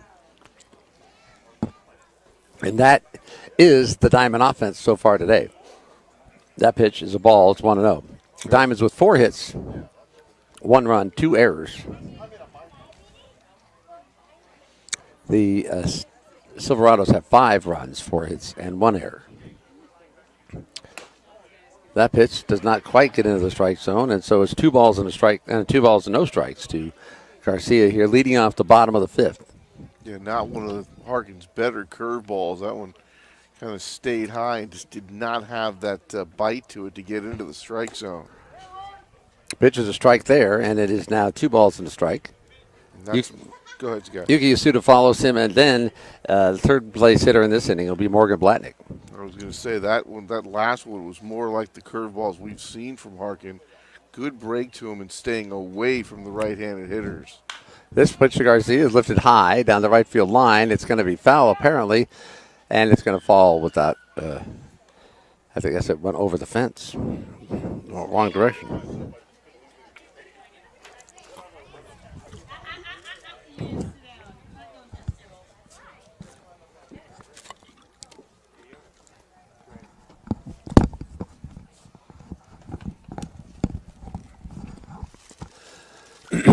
Two balls and 2 strikes here. Garcia, the 2-2 pitch. He fouls this one off to the right side. This one might stay inside the play area. No, it's going to be out of play. Garcia remains alive. The schedule on the Pacific Association it gives everybody, basically the concept is 3 2-game series a week. And then everyone has Monday off, and they go back at it on Tuesday. This pitch to Garcia, he reaches out and slaps to the left side. The third baseman, Bethencourt, has it. He throws it across the diamond, and it bounces to first base and gets behind the first baseman. Garcia will just hold on at first. He gets on due to a throwing error, I believe. Yeah, Bethencourt had that in plenty of time. The throw was not there, though. And Monalongo, as we look at the throw coming across the diamond, Monalongo just not able to make that pickup. Not been a particularly good defensive game for either team. Yeah, it's not a gem in that category. Stepping up here now, leadoff hitter Yuki Yasuda today. Garcia on at first. That's speed on the base pass, speed at the plate. First pitch is a strike. It's 0-1.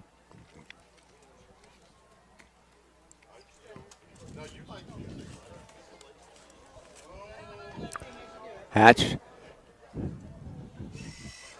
given a 4-run lead here, and now trying to keep the Diamonds at bay in the bottom of the 5th. The 0-1 pitch. Yuki Yasuda was squaring to bunt and then took the pitch for a ball.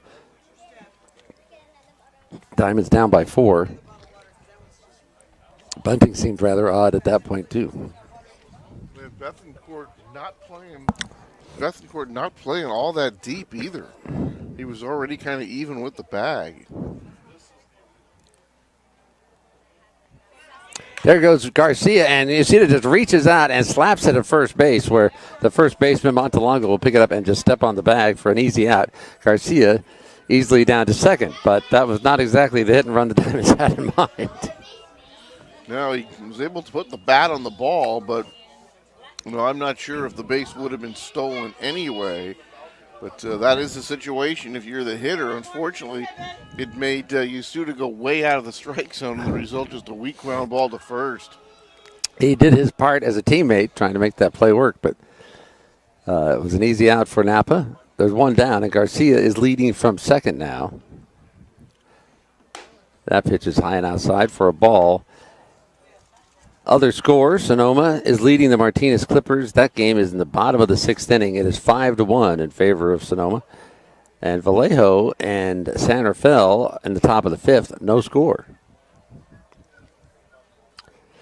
5-1 here in favor of Napa. Morgan Blatnick at the plate. The pitch to him way outside and way high, and it's 2 balls and no strikes.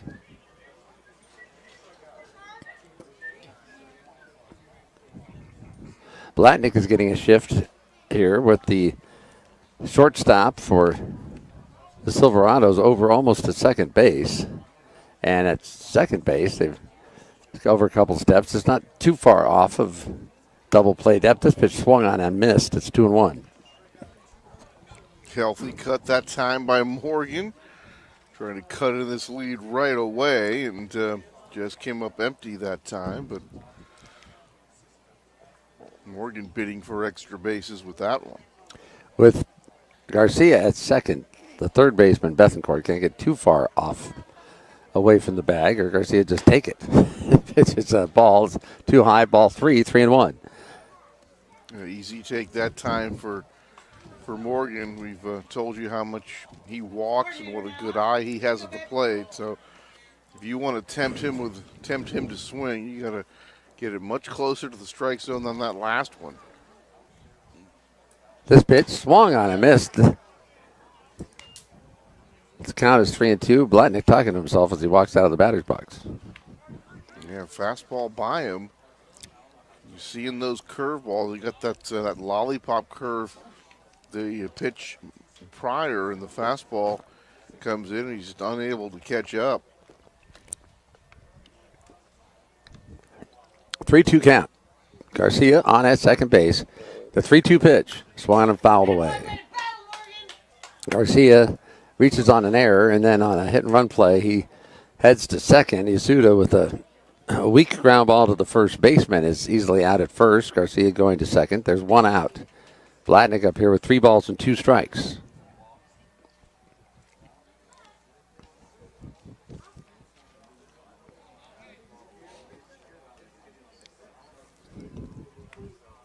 Blatnick playing third base today. That pitch low, ball 4. He is on for the 3rd time in this game.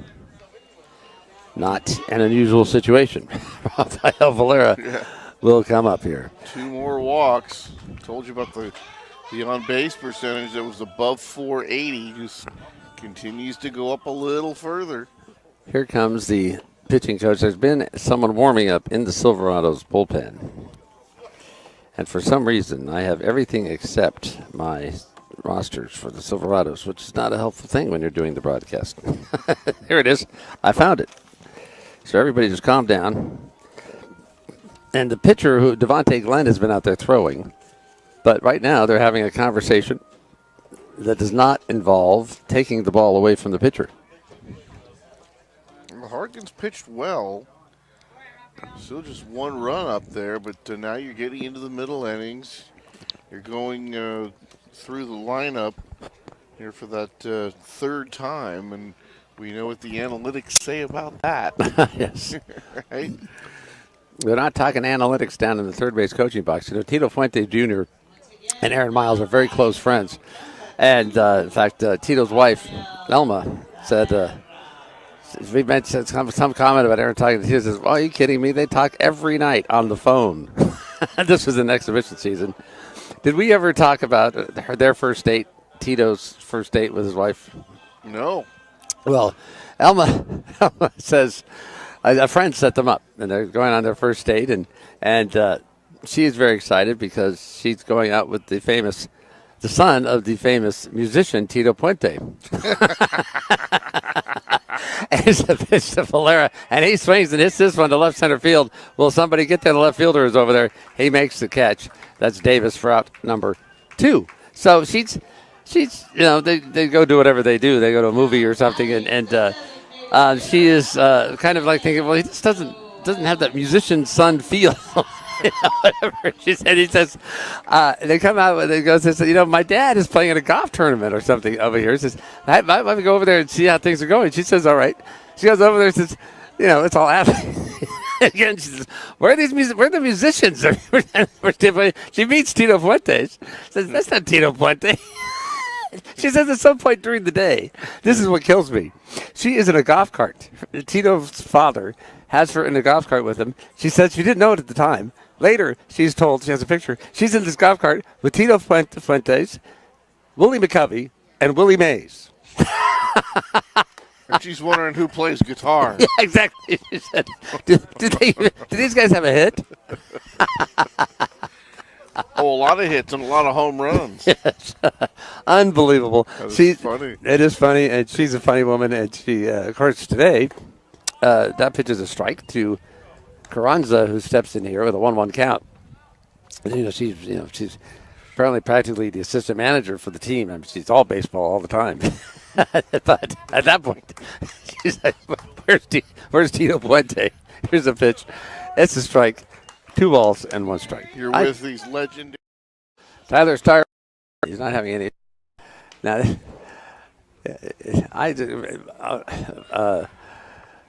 Bracamonte just is the most personable person. Now he's talking to the ump with his arm around the ump. He goes out, talks to his pitchers when they're in trouble, puts his arm around them, like, we're going to get through this.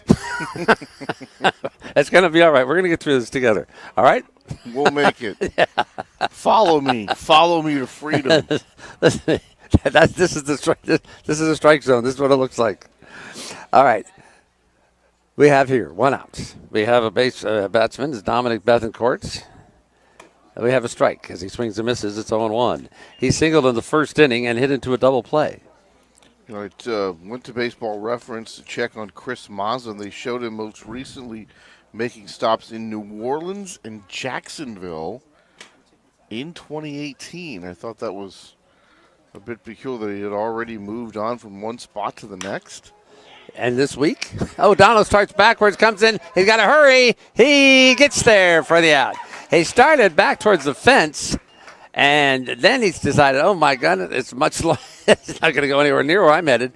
And stopped, came forward, and he had to put on the speed burners there to catch up with that one. But he did in time, and they're 2 down now. Well, that's a nice play. I thought that was going to drop in for a base hit. But O'Donnell has other ideas, racing in there, getting into that slide, and making it look rather easy. Jordan Anderson steps in here, 2 down, nobody on. Steyerwalt with the kicks and delivers. The pitch is a ball. 1 ball and no strikes. Yeah, when I went to Chris Mazza, it was, from Walnut Creek. The age was right, and they didn't list our name or our league. That's odd. But I did have a chance to look up Vinny Guglietti as well. Oh, good.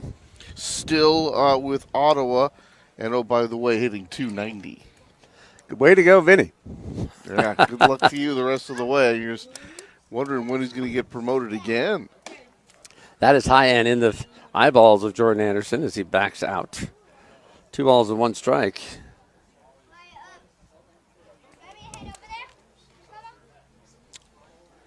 2-1 pitch.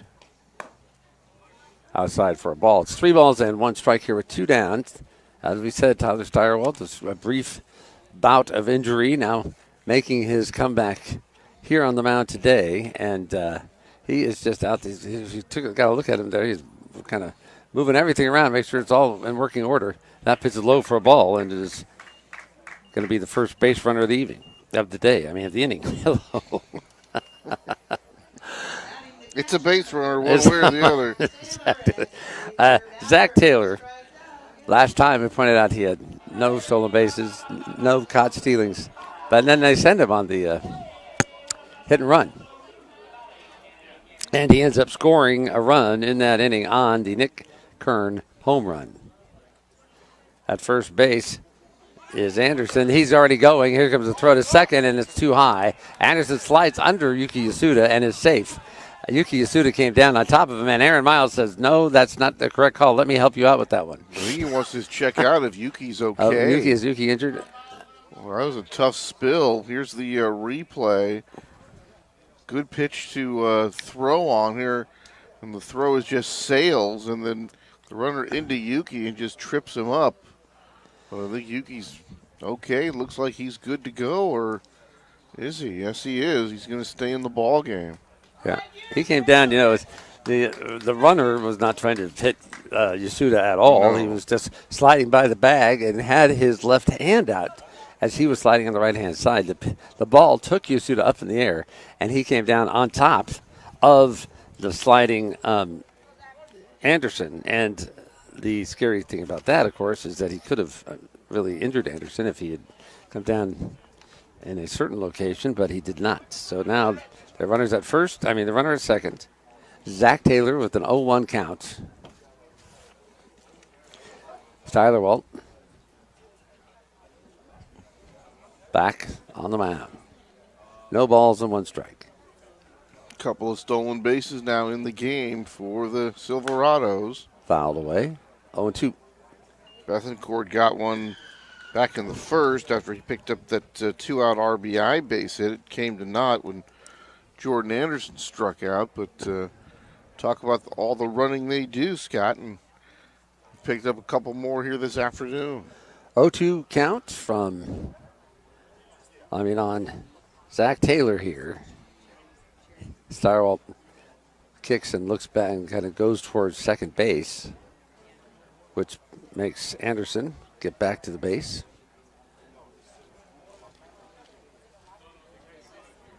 Five to 1, favor of Napa. That pitch is popped up high and foul and out of play.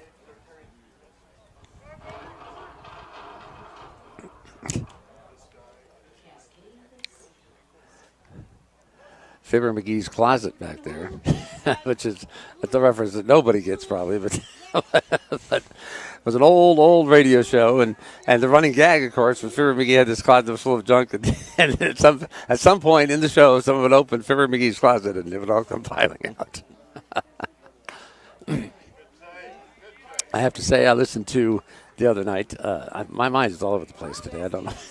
But one of the great Jack Benny radio programs of all time is when he throws a Christmas party in Palm Springs. Rochester is hysterical in that show. So if you ever think, how can I ever listen to a Jack Benny radio program show? You can go just search for Christmas party in Palm Springs. And I'm sure our fans will get right on that. That's well. This is advice you don't get everywhere. No. In fact, nowhere. No, but see, well, that's exactly the point. See, that you have to search high and low and far and long to ever get anybody to give you a tip on Jack Benny. I'm a fan. Well, Jack Benny. Someone said, I think he's a funny guy. It came up the other day. I said this to someone. This happens more and more. But Jack Benny is my parents' generation, not mine. Sure. But he was a funny guy.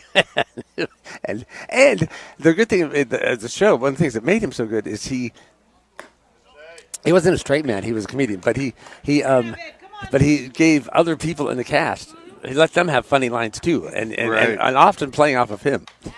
And it wasn't punchline type of humor from Jack. Right. And the whole shtick was that he was cheap. Mm-hmm. And they had a real funny show when they had Humphrey Bogart on one particular evening. Very, very funny. And Bogart is in the Bogart gangster character. Uh-huh. So he comes up to Benny, he's got a gun, and he says, "Your money or your life." He repeats it, "Your money or your life." And Benny says, "I'm thinking it over." And you can use your name, and he said, "I'm thinking." Oh, that's funny. All right, Zach Taylor goes down to first base with a walk here. We have runners at first and second. We have two down. 5-1 in favor of Napa. So if we had an all-star game, this would be the all-star game time, right? Halfway through the season. Today is the 40th game of the year. Here comes Travis Blackley out to the mound to play pitching coach, and he's going to have a word with Tyler Steyerwalt. Now, how do you come? Tyler is as bad as I am in this sense. There's some people have a hard time just being serious, and he has a hard time being serious. He's just a funny guy, and he likes to laugh, and he laughs a lot, and going out to talk to him it's got to be difficult. I mean, he wants to win. I mean, he's serious about that too. But nobody has a problem with it if you're willing to work hard, right, and listen. Then you can be funny, but and especially if you're really good. that helps a lot. That helps a lot. Yeah. That's like there was that Tom Brady thing on Saturday Night Live that they did about harassment in the workplace, and he would. The average guy would go barely ask a girl out, maybe to have coffee after work, and there you go. Lawsuit. Here comes Tom Brady walking through the office, grabbing women in the chest. It says, it helps to be good looking. Rich, famous, and good looking doesn't hurt. Yeah, those are good things too. Oh, it worked for a while for some people, and then it didn't work so much. But this was all in jest, of course. Funny. That's another thing to look up on YouTube. That's funny. Okay. 1 ball and no strikes. After you've done dancing the uptown funk, here comes the throw to second, and Garcia there places the tag, but not in time. So back in is Jordan Anderson. He is at second base. Zach Taylor on at first. 2 down here, and it's a 1-0 count on Austin Fitzpatrick.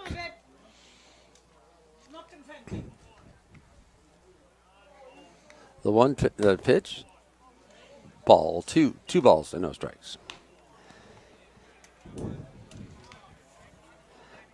Going down to Old Town Pittsburgh for dinner tonight after the game with a friend from high school, old friend from high school. And I guess I didn't have to say that twice. I mean, this is redundant, right? Scott Madal has a friend from high school. That's an old friend. And I'm looking forward to it because I haven't been to Old Town this year. Last year I was there a lot, but I like it down there. Pitch is swung on a missed. 2 balls and 1 strike. Yeah, part of it still has that that charm where you step into the time warp. Right. You know, the museums down there and so much of that area, some of those buildings they've been there 50, 60 or more years. Yep.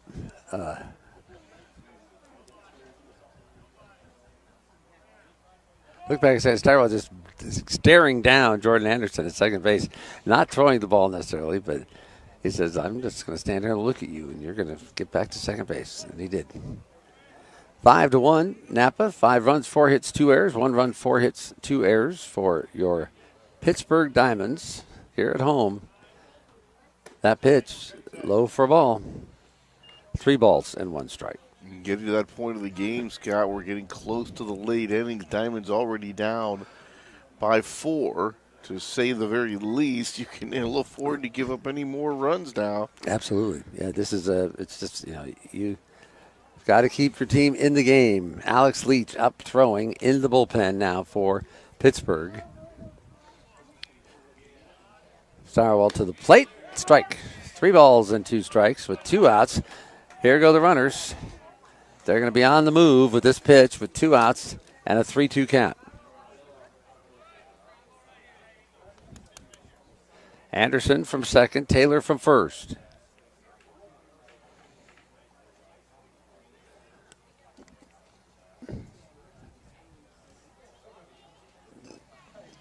The 3-2 pitch.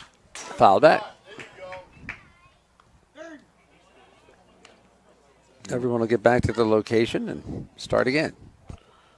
The runner's going. A gapper, 1 down the line. And you can figure on 2 more runs scoring. Not that would necessarily put the game out of reach. We've seen games, a lot of runs overcome, but the Diamonds already in a huge hole. Don't want to dig it any deeper. That pitch is strike 3 called. Nice pitch from Tyler Styrewall to end this inning. Fitzpatrick, I think, knew he had been fooled by the pitch and is headed back to the dugout. The inning is done. The Diamonds are coming up next. The score right now is Napa 5 and Pittsburgh 1.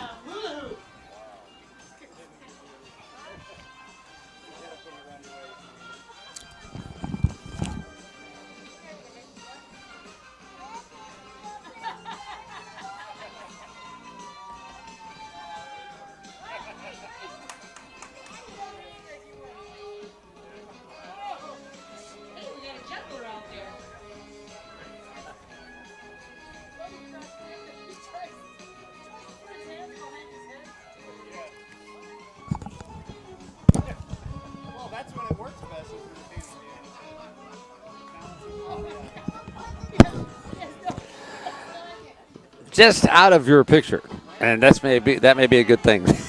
It's the hula hoop competition here at Winter Chevrolet Stadium for the Diamonds and the in-between innings activities that take place here. We've often talked about YMCA, but the hula hoop contest, you got musical chairs, other things like that. Devontae Glenn, but I'm not. Is that Devontae? It is Devontae Glenn. He was just out here yesterday. It's such a different theory or mindset about relief pitching between the Diamonds and the Silverados. Silverados use players, relievers, back-to-back days. The Diamonds tend to say someone is kind of off the list after they pitched for a day. I'm not sure of a pitch count, but Scott Harkin, 5 innings, 1 run, 4 hits. Certainly looked like he wasn't finished, but I got to tell you, Scott, the Diamonds probably feeling pretty good that Scott Harkin's not on the mound anymore. Right. So elsewhere in the league, bottom of the 7th, Martinez is losing to the Stompers 6-1, and the Pacifics have taken a 2-0 lead over Vallejo. That game is in the bottom of the 6th. Gabriel Bracamonte now comes towards the plate, and he will be leading off the bottom of the 6th inning here for your Diamonds.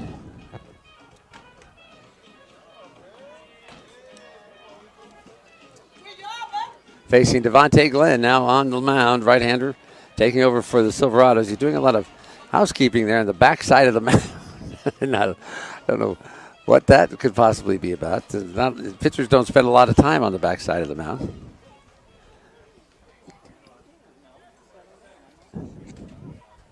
He's ready to go. Matthew Bakulin will follow him, and then it'll be Wes Wallace, the third hitter in this inning. Here's a pitch from Glenn. That's high for a ball. It's 1-0. Bracamonte, so far today, grounded out and has a single. Opened the fourth inning with a single. Got all the way to the third and then did not come in to score. This pitch falls in for a strike. 1-1.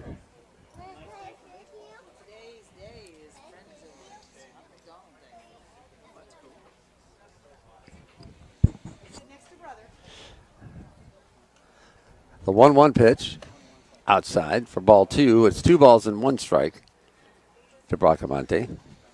Came here from the Houston Astros organization and has been a strong member of the Diamonds.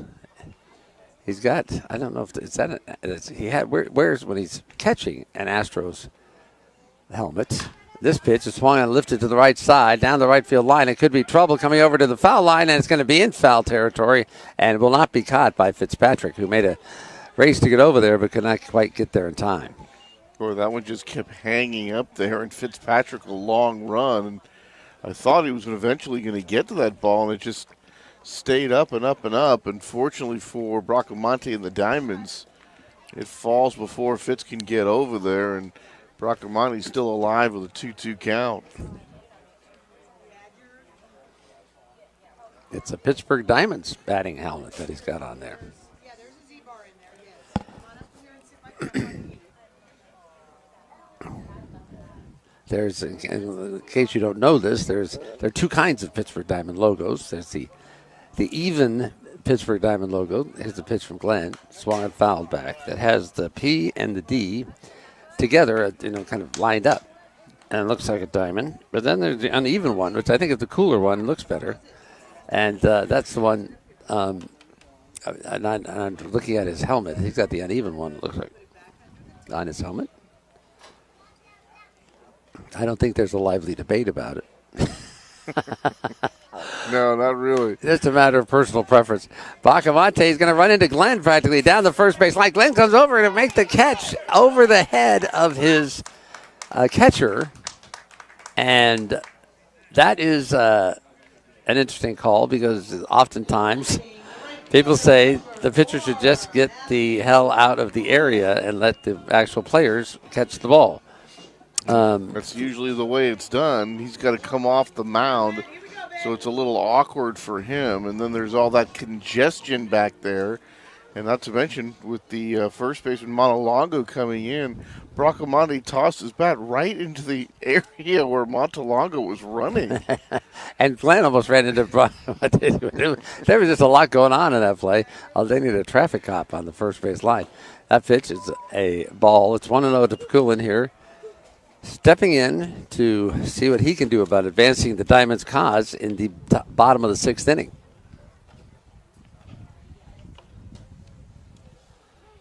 Swung on it. He hits this one on the left side. Charging is the shortstop, and he leaves the ball behind. Salas came up, and he put his glove down, and the ball did not come up in the glove. And so now on at first base is Bakulin, and coming up to the plate is Wes Wallace. 5th error of the ball game, 3 by the Silverados. So the Diamonds catch a break here. As you look at Salas surrounding that, should have been a fairly routine play. And as you said, Scott, he rounded off that ball, came in, and then just kind of left it behind as he ran past. So Wes is up here. He had a single his last time. He grounded it through the left side of the infield. It's just so rare to see. It was just kind of shocking almost. It's been a season where Wes either hits the ball out of the park or strikes out, basically. And so last time he had a single. Runner at first, 1 out. Glenn looks back at first. Here comes the plate, and Wallace hits this one high behind the plate. The catcher thinks maybe he has a chance, but he's not going to have a chance. It's going to hit on the roof above us, and the count is no balls and a strike. You know, a patented Wes Wallace moonshot would be very welcome by the Diamonds. Get them right off the deck and give them the feeling that they have a very good chance to come back in this game. 5-1. They're down here in the bottom of the 6th inning, but they have a runner at first and one out.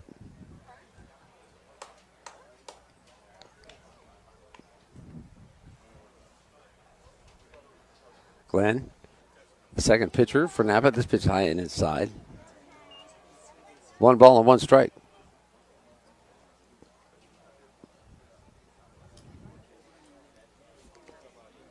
The Diamonds of Alex Leach warming up in their bullpen, and Steyerwald seems to be strong, but we'll see what happens when we get to the 7th inning. Swing and a miss by Wallace. 1 ball and 2 strikes. Boy, that came right into the kitchen. You could see West bringing his hands back toward his body, and even if you hit that one, chances are you're not going to barrel it up. Much more of a defensive swing than somebody looking to really hammer the ball. 1-2 count.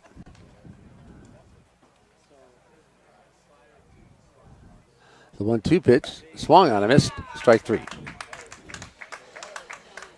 That brings up Patrick O'Donnell. 2 downs now. No one has adopted my my walk-up song. No? I was kind of shocked. I thought, once they knew it was out there and available, a couple people would probably say, "Now there's a walk-up song," but that doesn't seem to be sweeping the team. Where we have 2 outs here in the bottom of the 6th. A runner at first base, Matthew Paquilon, but up here now, Patrick O'Donnell. Devontae Glenn with the pitch, swung on and fouled away. It's 0-1. Well, let's see if the Diamonds can make some 2-out noise here. The Silverados electing to go to their bullpen, even though Scott Harkin was looking good, and you're kind of thinking if you're the Diamonds, well, at least we got him out. But Devontae Glenn pitched yesterday and got a couple outs in this inning with just a runner at first base. 0-1 count here on O'Donnell, and the 0-1 pitch, there goes the runner. The pitch is popped up foul and out of play, and it's 0-2. Paquilon will return to first base. Looks like Leach down there in the Diamond bullpen throwing again after he'd been throwing earlier. He looks like now he has stopped and he is ready to go. I'm thinking that's going to be the Diamonds going to the pen. Paquilon back with his lead here after he was running on the last pitch. No balls and 2 strikes.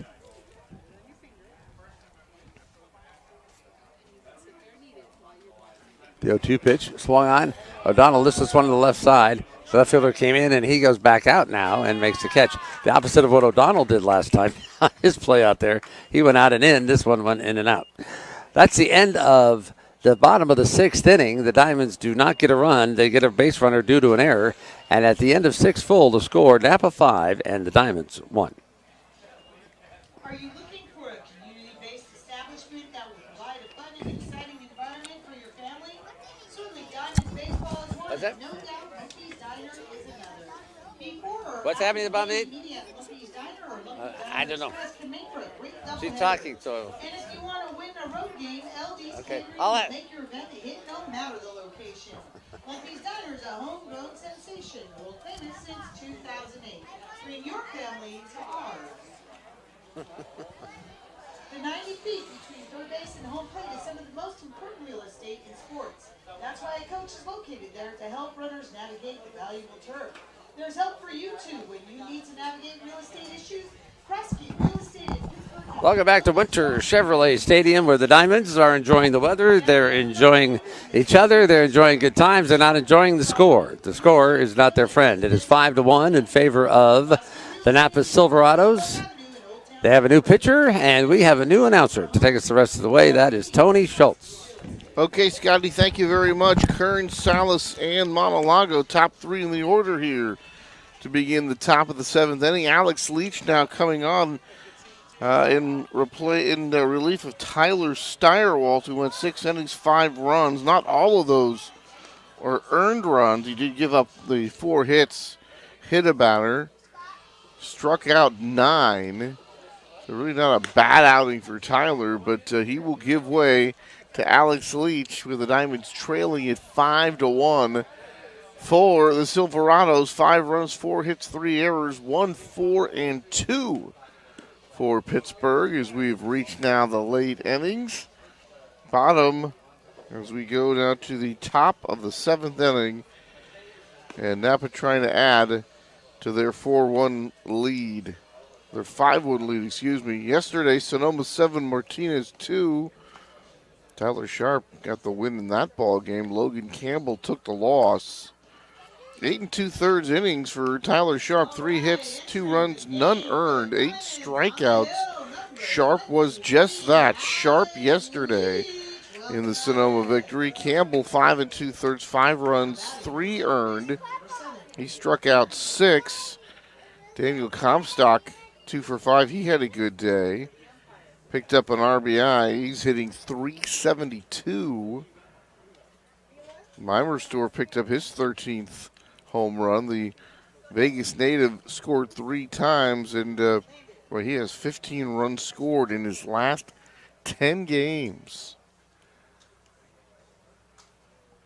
All right, ready to go, and Leach's first pitch is in there, a strike. Nick Kern reached on an error, popped to left, 2-run home run in the 5th. And that so far has finished out the scoring, 5-1 in favor of Napa. 0-1 pitch, and that one's on the outside corner. Strike 2, no balls and 2 strikes to Nick Kern.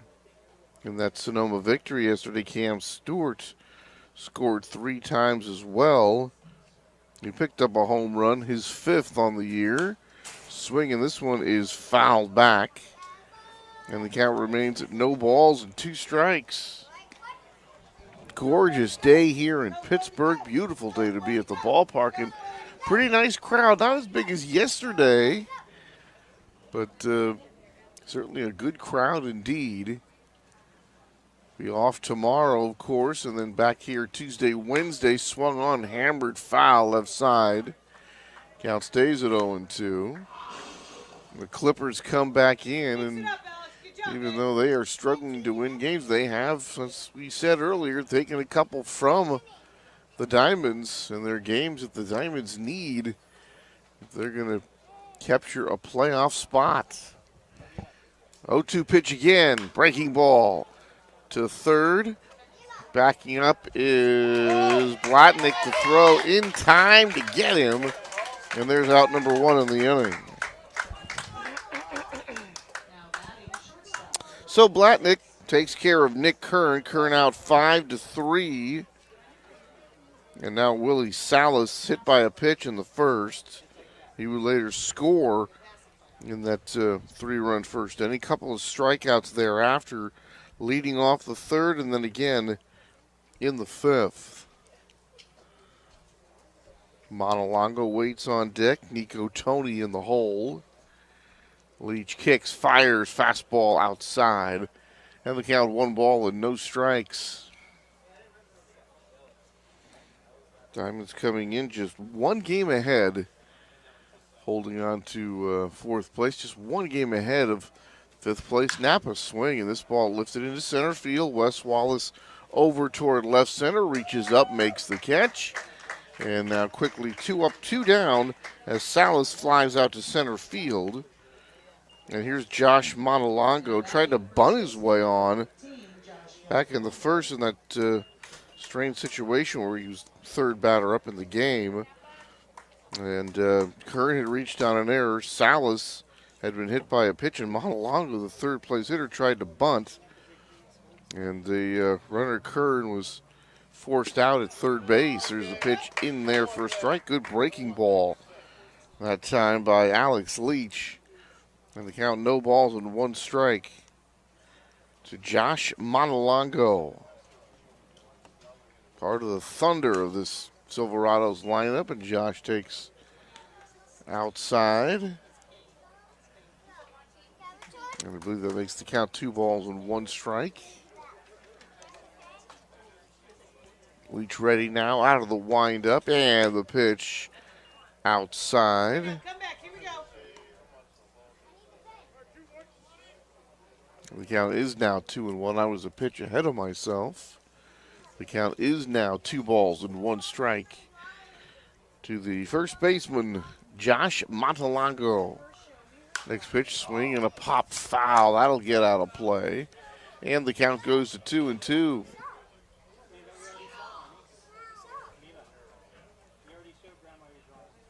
The Diamonds running out of time as we've reached the late innings. And they still have 9 outs left. Garcia will start the bottom of the 7th. And then back to the top of the order for Yasuda and Blatnick when they come up. Broken bat. Ball picked up, dropped by Leach. He's got it on the mound. Over to first in time for the out. And it's a 1-2-3 inning for Alex Leach. And we will go now to the home half of the 7th. 7th inning stretch time for Pittsburgh. Still, Silverados 5, Diamonds 1. All right, here we go. 7th inning stretch. Oh, that's bad.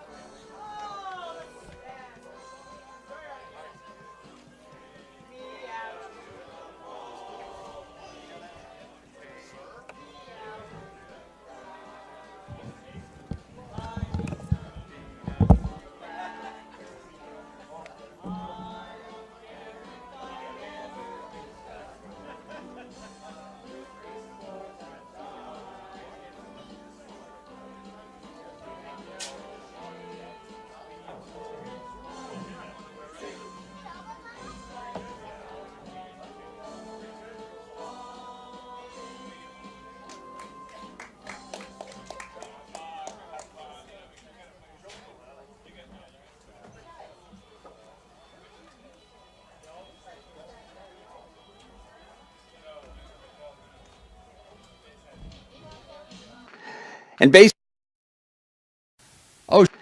And baseball, dedication, hard work, and some creative thinking can make a team a champion. At Winter Chevrolet, the same qualities can make you the champion. Pittsburgh's new and used Chevrolet dealer has the car that will make you feel like you just hit a home run. With a large selection to choose from, Winter Chevrolet is sure to have the car that fits your personality. And their amazing finance programs will allow you to slide into your new car safely. Winter Chevrolet, a proud sponsor of Diamonds Baseball, is off of Highway 4 in Pittsburgh. Winter has what you want.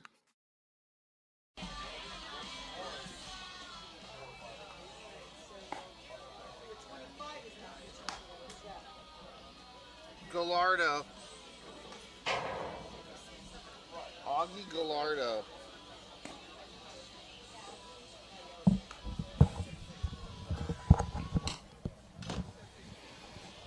All right, we have gone now to the home half of the 7th inning. New pitcher in the ball game for the Silverados. It'll be Augie Gallardo out of Eastern Michigan University. No record, no ERA. He's been in 1 game, 2 2/3 innings pitched, 4 strikeouts and a walk. So in limited action, he has pitched well. That work came against the Clippers on July the 13th, just a couple of days ago. He is out of Hemet, California, right-handed pitcher, 6 feet, 185 pounds. And he goes up against Jose Garcia, who will start it off bottom of the 7th inning. The Diamonds, nothing much going against Scott Harkin, just the Garcia home run back in the 3rd. And Devontae Glenn able to work a scoreless inning. And now Augie Gallardo, the 3rd pitcher used by the Silverados, in to face the Diamonds. And the first pitch, a breaking ball outside, ball 1. No balls and 1 strike.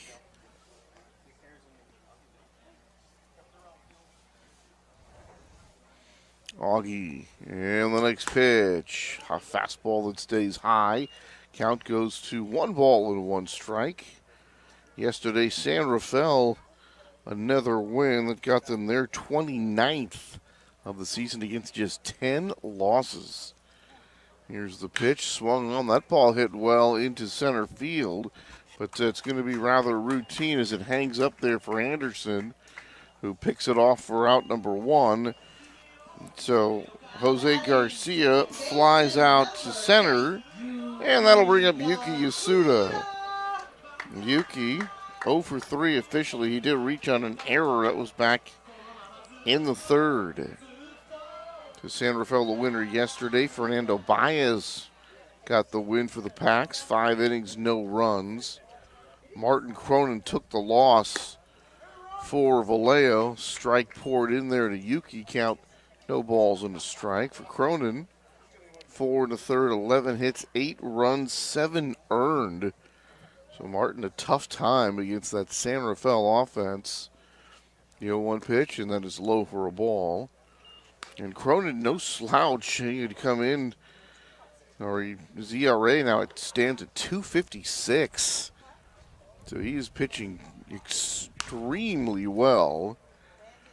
It's unfortunately for him and Vallejo and everybody else who's trying to catch the San Rafael Pacifics. He did not have it yesterday. Nobody aboard, 1 out. The 1-1 pitch to Yuki shows bunt, pulls back, and takes ball 2. The Pacifics yesterday scored in 4 straight innings, the second through the 5th, and they got 5 in the 5th. 2-1 pitch, and Yuki takes a strike on the outside corner. Looked like he was fooled that time. Count 2-2. And the first 3 batters reached for San Rafael. Clark, Moreno, JV, and Randall. And then Jake Taylor and Zach Files as this next pitch is low. Taylor and Files went back-to-back. And Taylor his 8th of the year. And that was also number 8 for Zach Files.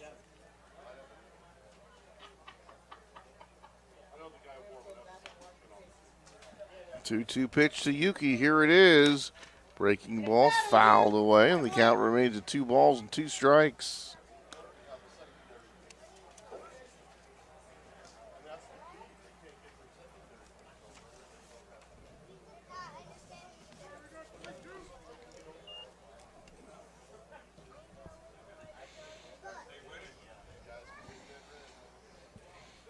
Gallardo, and the next one, fastball. Yuki hits this one well into left center. Here comes Davis over into left center field and makes the running catch. Yasuda hit it well, but it hung up for the Silverado left fielder, and now quickly 2 up and 2 down here in the inning. So a fly to center by Garcia, a fly to left for Yuki Yasuda. Here's Blatnick now, nobody aboard and 2 down.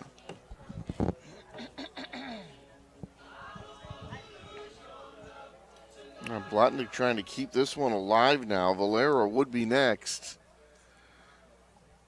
Diamonds need 4, and here's the Blatnick now trying to bunt.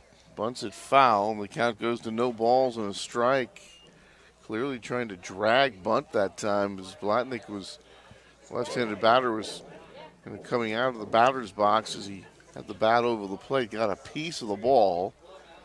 And he's down to the count, no balls and a strike. Not a bad idea. The first baseman Montalongo playing very deep.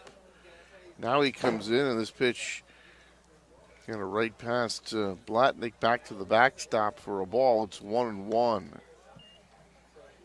So Harkin, Glenn, Augie Gallardo for the Silverados, Styler Walt, and Alex Leach on the other side for the Diamonds. Diamonds trying to make some 2-out noise. 1-1 pitch, breaks in there, a strike, and the count 1-2.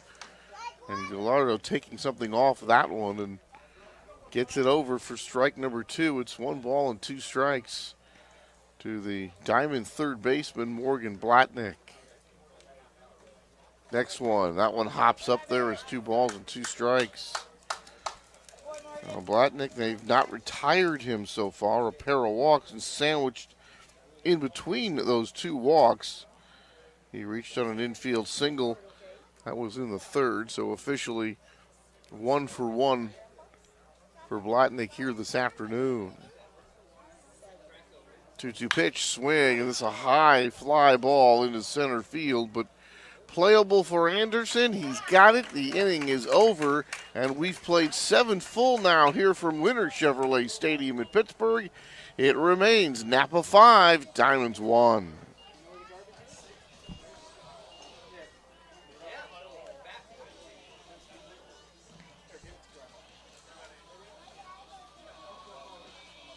Hampton by Hilton. Road trips can be grueling, which is why baseball teams are happy to split their road games. But there's one way to guarantee a win on the road. That's by staying at Hampton Inn by Hilton. Fresh, up-to-date accommodations include a hearty cooked breakfast to get you off to a good start on the day. Known for low-end prices and high-end service, a stay at Hampton Inn by Hilton means you can earn points in the valuable Hilton Honors Program. You can find a Hampton Inn by Hilton in Pittsburgh and Brentwood.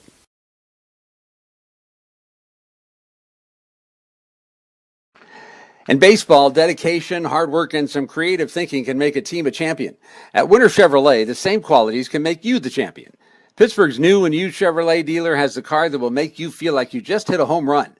With a large selection to choose from, Winter Chevrolet is sure to have the car that fits your personality, and their amazing finance programs will allow you to slide into your new car safely. Winter Chevrolet, a proud sponsor of Diamonds Baseball, is off of Highway 4 in Pittsburgh. Winter has what you want.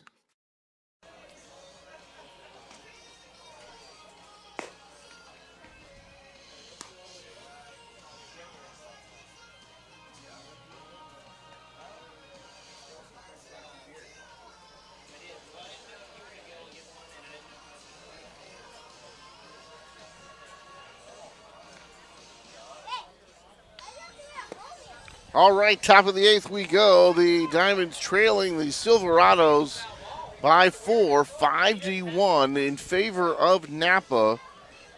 And Nico Tony will lead it off here for the Silverados. Another inning for Alex Leach. 5 runs, 4 hits, 3 errors for the Silverados. 1-4-2 so far for the Diamonds, and that lone run, a Jose Garcia blast back in the 3rd inning, and that's been it offensively for Pittsburgh.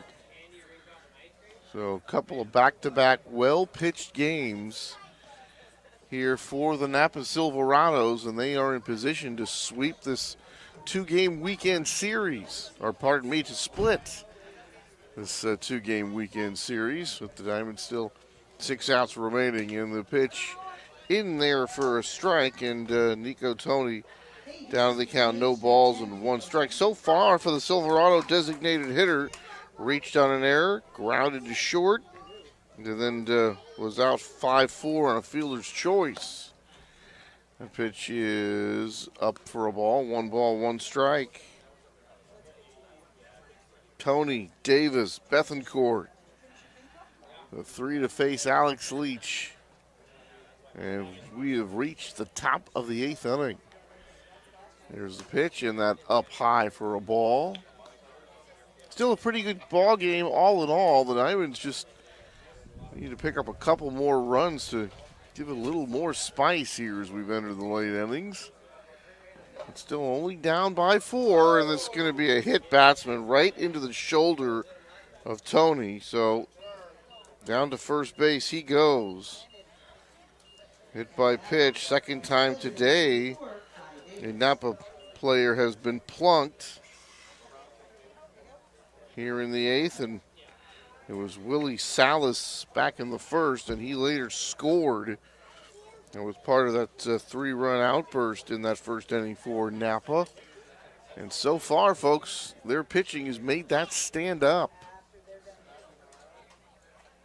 Even though they've made 3 errors in the ball game today, they've given up just the 1 run. Diamonds have had some traffic. They've had a couple of opportunities, but Silverado pitching thus far has turned them away. Big swing and a miss from Kai Davis, and the count, no balls and a strike to the Silverado left fielder. RBI on a 5-3 putout back in the 1st for Kai.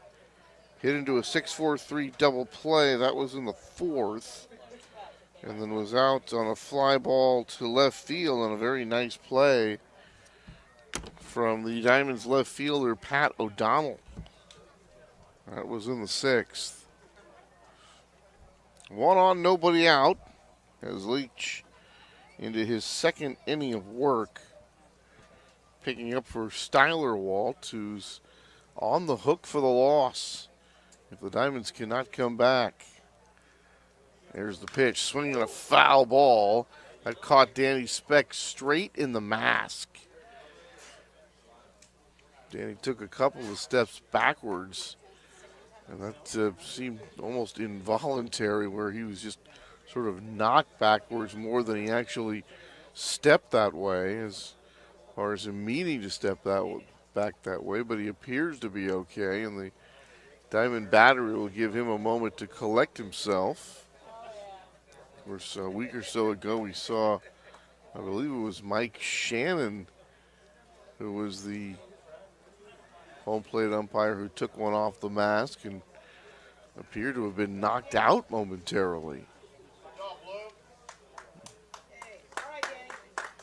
Danny Speck getting some applause from the crowd as he appears to be okay, and we are back and ready to play more baseball. 1 on, nobody out. An 0-2 pitch due to Kai Davis. Right-handed batter waits.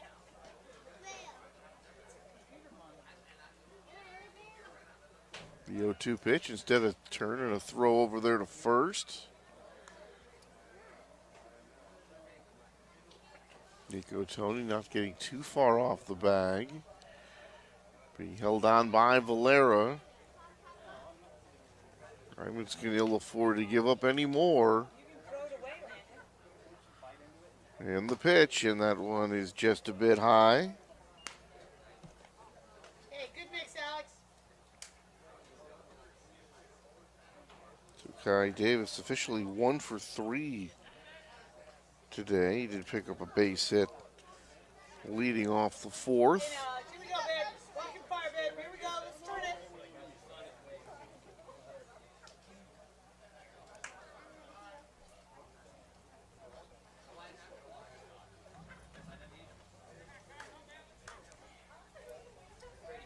Alex Leach ready. Right-hander comes set. 1-2, swing and punched in the air. Lazy fly ball right side. And reaching back up and over his head is the second baseman, Yuki Yasuda, in short right field. And it looked like Yuki didn't go back far enough. And just as he got there, it looked like that ball was going to go over his head and fall in for a base hit. But at the very last moment, he was able to reach up and take it for out number 1. So Kai Davis pops to second. And that is out number 1 in the inning. Here's Dominic Bethencourt. RBI base hit, stolen base in the 1st. Grounded into a double play. That was in the 4th. And then he was out. I think I'm off a little bit here. He was out in the 6th. We had Nico Tony hit by a pitch. Davis popped to second. And now Bethencourt. I think I read Bethencourt's stats earlier when Kai Davis was up, so I apologize for that. Here's the pitch, and that's in there for a strike. But I think we are in the right place when Bethencourt here at bat, 1 on and 1 out here in the inning. Hate to give you the wrong information. There's a look at Alex Leach. For those of you watching on BayAreaSports.tv, also coming to you on Mixler. So glad you could be with us here at Diamonds Baseball. This one cued off the end of the bat. That is foul. The count, no balls and 2 strikes. We'll be on Bay Area Sports TV, Mixler. Well, we're there every game. And also Contra Costa Television, Delta TV will pick us up. Streamlined on the Pittsburgh channel. So many ways to catch Diamonds baseball. And also just come out to the park. Another beautiful day to be watching a Diamonds game. Here's the pitch, check, swing, ball gets away. They're going to appeal down to the field umpire. And Ray Hammond says no swing, and the count goes to 1 ball and 2 strikes. Hey now, Alex, here we go, babe. You got this. You are all over this. Roll it. Diamonds finishing up a 2-game series here with Napa. Sir, too, huh? Day off for the league tomorrow. Clips come in Tuesday and Wednesday. Both of those games will start at 6 o'clock right here at Winter Chevrolet Stadium. Tickets available. Lots going on with Diamonds baseball. Be part of it. 1-2 pitch. There goes the runner swinging. The ball is swung on and fouled back, and the count remains at 1-2. So the Silverados, as we told you, they are theft happy. They've successfully stolen 2 bags here today, and that time they were playing hit and run. Good job, Bodie.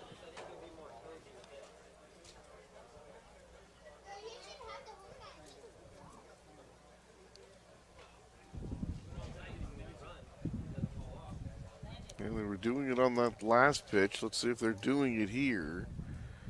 With a 4-run lead, you got to feel like you're playing with house money. 1-2 pitch, runner not going, and the pitch high, and the count goes 2 balls and 2 strikes. Diamond bullpen inactive at the moment. They got a couple of guys standing up down there, but nobody currently throwing. He's trying to work his way through this top of the 8th and give the Diamonds a chance to make up those 4 runs in the 8th and the 9th. 2-2 swing, and this one punched over to Yasuda. Reaches up, he can't make the catch. The runner had to hold before going to second to make sure that ball was going to go into right field, but he's able to scamper into second base safely. And that is going to be a looping base hit for Dominic Bethencourt. And now here's Jordan Anderson. Couple of strikeouts and a walk so far for Jordan. And here comes Travis Blackley. Travis making his 2nd trip to the mound in the ball game, and he's going to bring in the entire infield now to discuss strategy here. 2 on, 1 out. And you're wondering with Jordan Anderson, the 7th place hitter, you certainly think you might be seeing a bunt here as the Silverados would play a little small ball to pad this lead. Diamonds do now have activity going on in their bullpen. Can't make out who that is just yet, but got a right-hander out there. Now Danny Speck, I think the Diamonds are taking a little bit too long. They're going to hurry things up here. We're going to resume baseball. So, Nico Tony hit by a pitch to start the inning. Kai Davis popped to second. Bethencourt a little looping fly ball, base hit to right.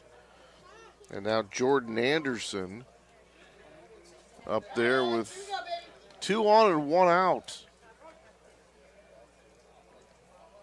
Diamond's looking for a double play ball to get out of the inning. Anderson, right-handed batter, waits. Look back at second. Pitch in there, a strike. And a 0-1 to Jordan Anderson.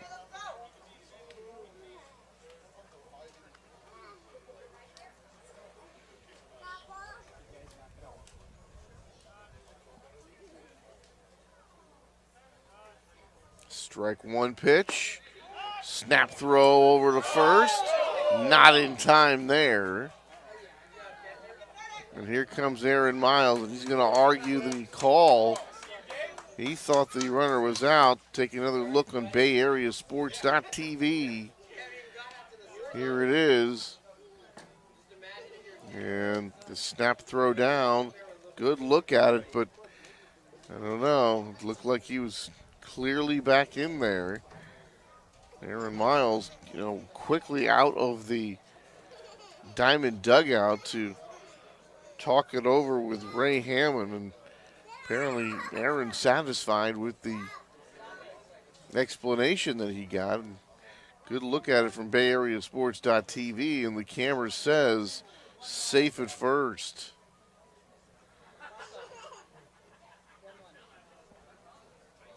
Pitch was a ball, by the way, and they count 1 ball and 1 strike to Jordan Anderson, the center fielder. 1 ball, 1 strike, 1 out. The pitch, swing and a miss at the fastball, and the count goes 1-2. You know, watching Major League Baseball, you think all the announcers and the analysts can just see a pitch and automatically tell what it is. And sometimes you can. You watch enough baseball, you know a guy's repertoire. But actually, it's a computer that actually says officially what that pitch was. There's a pitch, kind of a lollipop pitch that stays high, and the count goes 2-2. Watching Oral Hershiser and Joe Davis on the Dodger broadcast yesterday, talking about that. To some of the pitches, the pitcher who throws it tells them that, no, this is a split finger. And the computer is saying, no, that is a slider. I would tend to believe the pitcher who's throwing it. But apparently the computer's come up with its own way of looking at pitches. Here's the throw back over, and that is going to be out at second base on the pickoff. Well, how about that? The Diamonds don't get the call earlier on one that it certainly looked like the runner got back into first. They tried the pickoff here coming from Leach, the pitcher, and they're going to get the out called. And now the Silverados don't agree with this one, and they're thinking, is that a makeup call for the first one when he was safe anyway? So the Silverados not happy with the out call at second base. The Diamonds were not happy with the safe call at first base. There's skipper Tito Fuentes Jr. Didn't like that one. But that will be a pickoff, and officially it goes as a caught stealing. So Leach picks off a runner at second base, and now just 1 on and 2 out here in the inning. 2 balls, 2 strikes. Swung on, grounded to third on a hop. Blatnick toward the line, has it over to first in time for the out, and the inning is over. So the Diamonds get through this one unscathed as we go to the bottom of the 8th inning. Still, though, Silverados leading 5-1. We have a dance for you.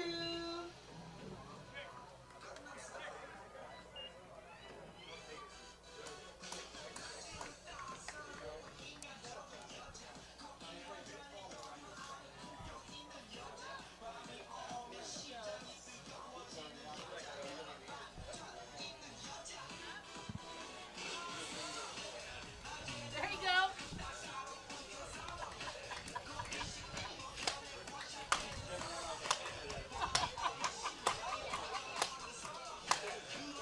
I don't know that kid, man.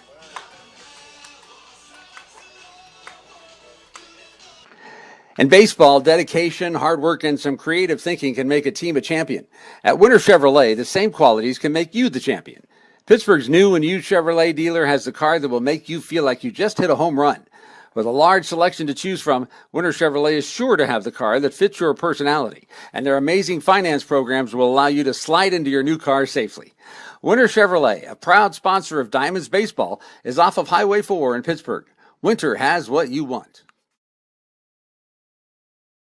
If you've been there before, you know when your car breaks down on the freeway, you want quick, reliable service. You want All Counties Tow. With 20 years of experience, 7 locations in Northern California, and 50 trucks, All Counties Tow is the one to count on when you need roadside help. You can find them at allcotow.com or phone 925-709-0759 for fast, dependable service. Easy and painless. All Counties Tow. The minion is my grandson. Oh, Bodie is the dancing bad boy. He is most definitely the dancing bad boy. Do you know how to do the chicken dance? You have to do the chicken dance. I'll teach you today, okay?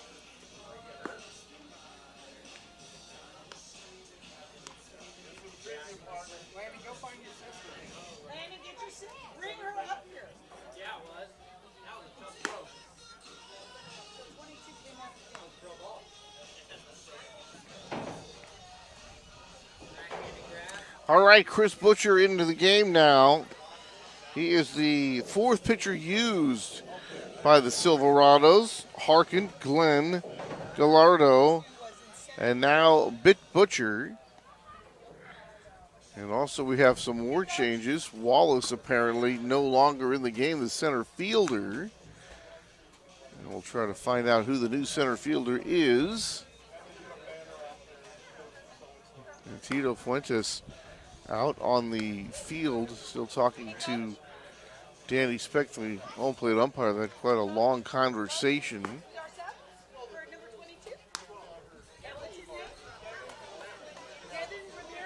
Devin Ramirez now, who pitched yesterday, has gone in to play center field.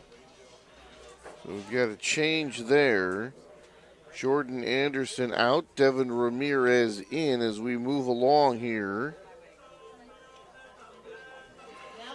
As we go to the bottom of the eighth inning, Rafael Valera, Joel Carranza, Gabe Bracamonte for the Diamonds. They trail by 4, 6 outs left for Pittsburgh. And they make a move here and give themselves a chance to win this game. Here's the pitch, and that's in there for a strike. The side arming Chris Butcher pouring that one in. And the count no balls on 1 strike.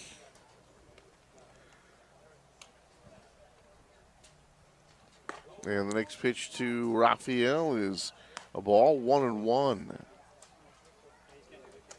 So things got started off well for Napa as they picked up 3 in that first inning.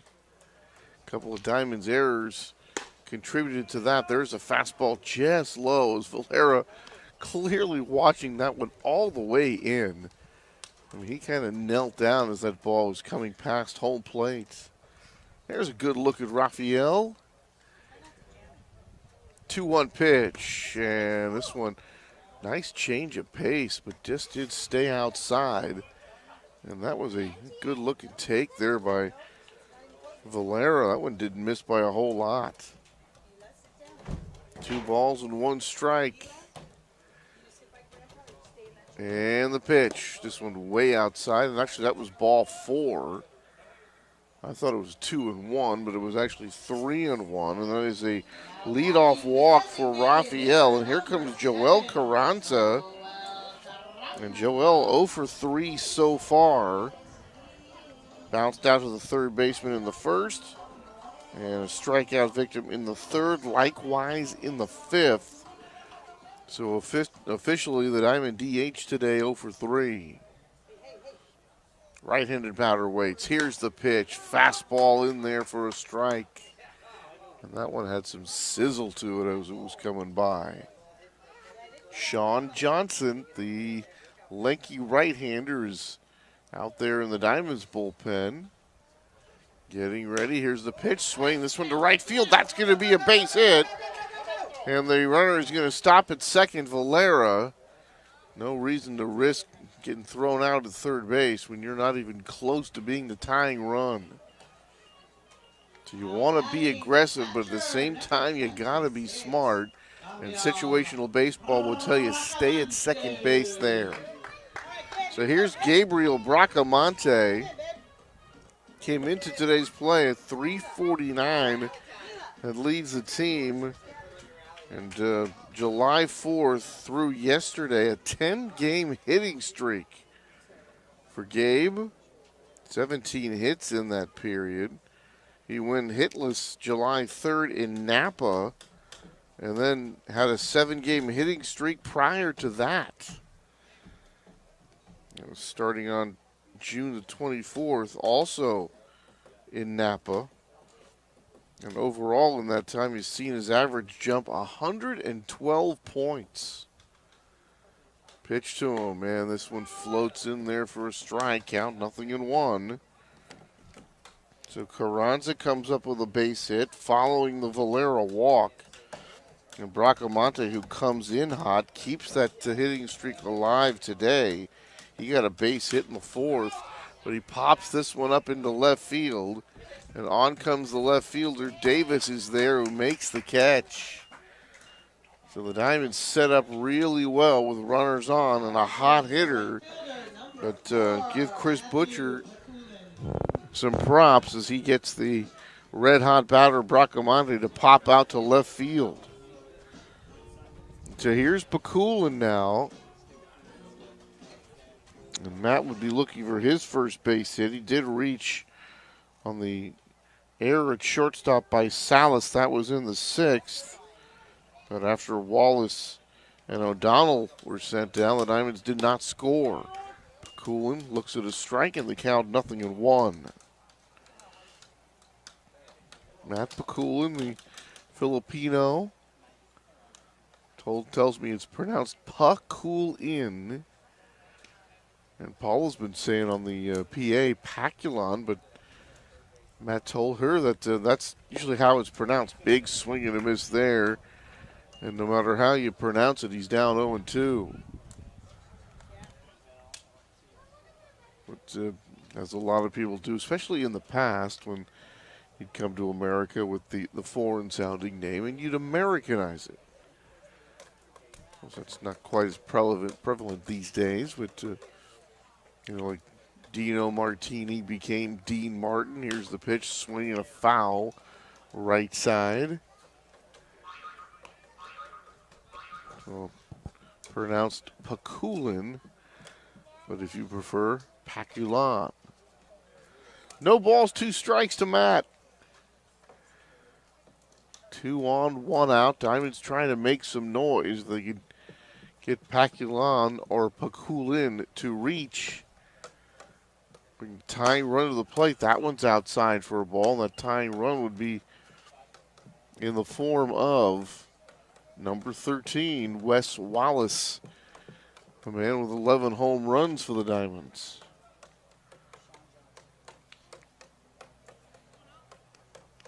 Diamonds setting the table. Pakulin to right field. That's going to be a base hit. No, they're going to say foul. And boy, that looked like it was going to be extra bases over that first base bag and down the right field line into the Diamond bullpen. So the Diamonds do not protest, rather, they do not protest vigorously. Take another look there, tough to tell. But boy, coming off the bat, I thought that was extra bases and a couple of RBIs for Pakulin. As it is, runners back to their respective bases. And Pakulin back up there with a 1-2 count. Very close there. Butcher, 1-2. Just does miss, I think, a little bit high. May have also been a bit outside, but that was a close one to take. So that was either a very good eye by Pakulin or a break for Pittsburgh. 2-2, swing, ground ball. Could be 2 to second for 1, over to first. Pakulin's going to beat it out and keep the inning alive. Middle runner eliminated. Matt will reach first base on the 4-6 fielder's choice.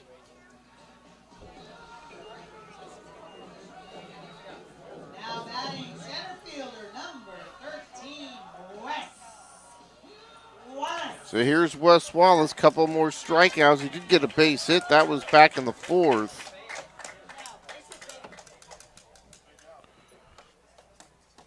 Pat O'Donnell waits on deck. If Wallace can reach, O'Donnell would represent the potential tying run. Talked about Wes and the problems with the strikeouts that has continued here today. This last week or so, he's also found the home run stroke. Powerful right-handed batter waits. Here's the pitch. This one spins away from him. He swings and misses, and the count goes no balls and a strike.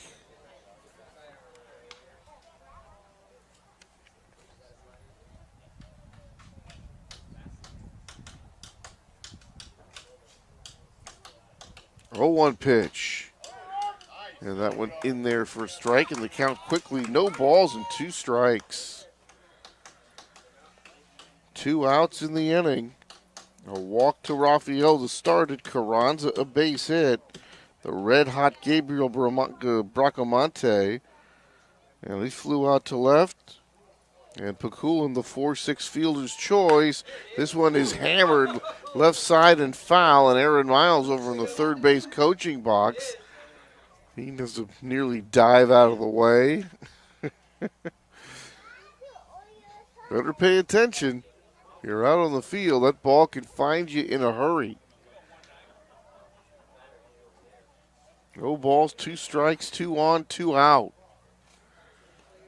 Silverados by 4. Pitch swung on it, missed strike 3, and the inning is over, and that'll do it in the 8th. The Diamonds get a couple of runners. They do not score. After 8 full from Winter Chevrolet Stadium in Pittsburgh, it's the Silverados 5, Diamonds 1.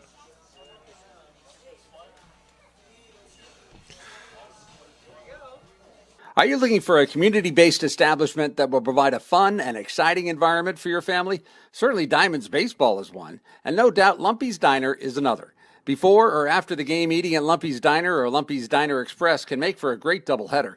And if you want to win a road game, LD's Catering will make your event a hit no matter the location. Lumpy's Diner is a homegrown sensation, world famous since 2008. Bring your family to ours. Little J's. The handcrafted burgers are sensational. The generous sandwiches are delicious. The hand-carved tri-tip is the best in town. Getting hungry? You probably already know where to go to find these food treasures. Little J's in Pittsburgh. Since 2003, Little J's has been rewarding those smart enough to stop in for a meal. They can also cater your next event. On Loveridge Road, it's Little J's Restaurant. The 90 feet between third base and home plate is some of the most important real estate in sports. That's why a coach is located there to help runners navigate the valuable turf. There is help for you, too, when you need to navigate real estate issues. Kroski Real Estate in Pittsburgh has been building strong communities since 1946.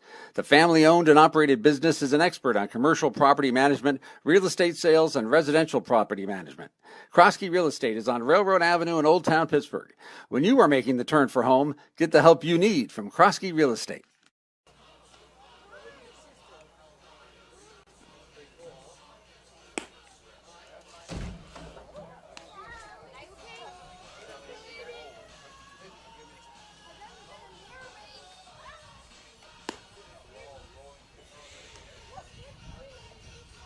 All right, the Diamonds go to the pen again. A familiar name, Sam Agnew-Wieland. Right-handers come on for Pittsburgh to pitch the ninth. He'll face Taylor, Fitzpatrick, bottom part of the order, and then back to the top of the order for Nick Kern. So Wieland with the Diamonds last year, as you take a good look at him there. And he'll face the 8, 9, and 1 hitters here for the Silverados. And still the situation just the same as it was for Alex Leach. Hold the line here and give the Diamonds the best chance possible to come back from this 4-run deficit, albeit now down to just 1 more inning and 3 more outs. Now the Diamonds had a sweep in mind here of the Silverados, trying to put some space between them and the 5th team in the league. Here's the pitch, and the 5th place team in the league, I should say. I was trying to create some space between them and the Silverados and firm up their hold on that last playoff spot. Here's the pitch, swinging a foul, and the count goes 1-1. Zach Taylor, strikeout, couple of walks. So officially 0 for 1 for the Silverado backstop. Wieland fires this one low and away. 2 balls and a strike. Agnew-Wieland not happy with that last baseball and got a piece of the ground. He'll throw that one back. Heard an interesting thing about the way baseballs are made yesterday. Here's the pitch swing. This one hammered foul, right side, well out of play, and the count 2-2. That even though they have the machines making the balls and putting them all together, the final stitching is all done by hand with each baseball, which I thought was strange in this day of automation. 2-2 pitch, swing, and this one punch in the air, short center field. Wallace coming in, and he can't get it. That is going to be a leadoff base hit for Zach Taylor. So the baseballs as they're made and stitched by hand, the last bit of stitching coming by hand, they're going to be a little bit different. Some of the stitching going to be a little higher. We'll leave the seams a little bit higher or lower. Some stitch a little bit tighter, some a little looser. And the pitchers, they can recognize this. Sometimes you give them a new baseball and they won't like it. Well, what's the difference? Well, there actually might be a difference. Here's the pitch inside for a ball, and the count goes 1-0. You just wouldn't think in this day and age that they would have any, hands on a baseball before it was made. Or as it was being made. Here's one that's fouled off. And the count goes 1-1 strike. Austin Fitzpatrick in the ball game now. Tough game for him so far.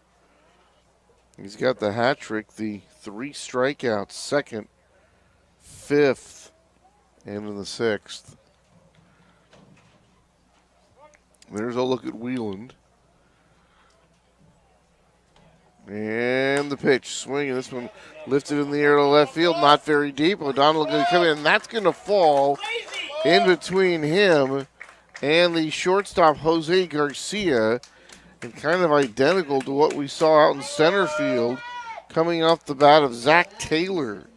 So Taylor, the pop fly base hit, or the little looper base hit. Fitzpatrick gets the same, except his went to left field, and just like that, 2 on and nobody out.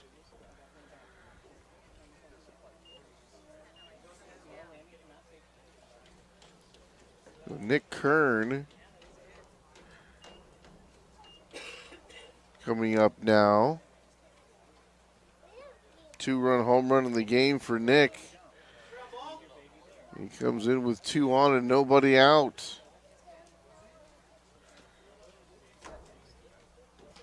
Pitch from Wheelan, and this one inside for a ball. 1 ball with no strikes.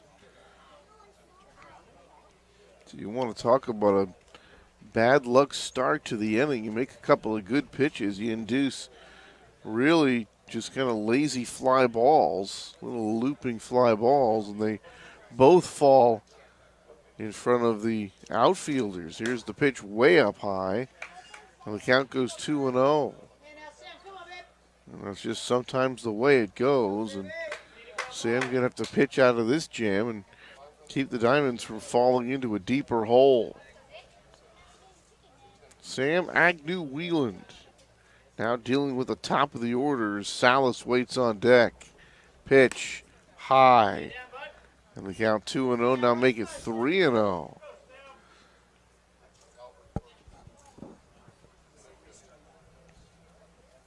Nobody throwing behind him.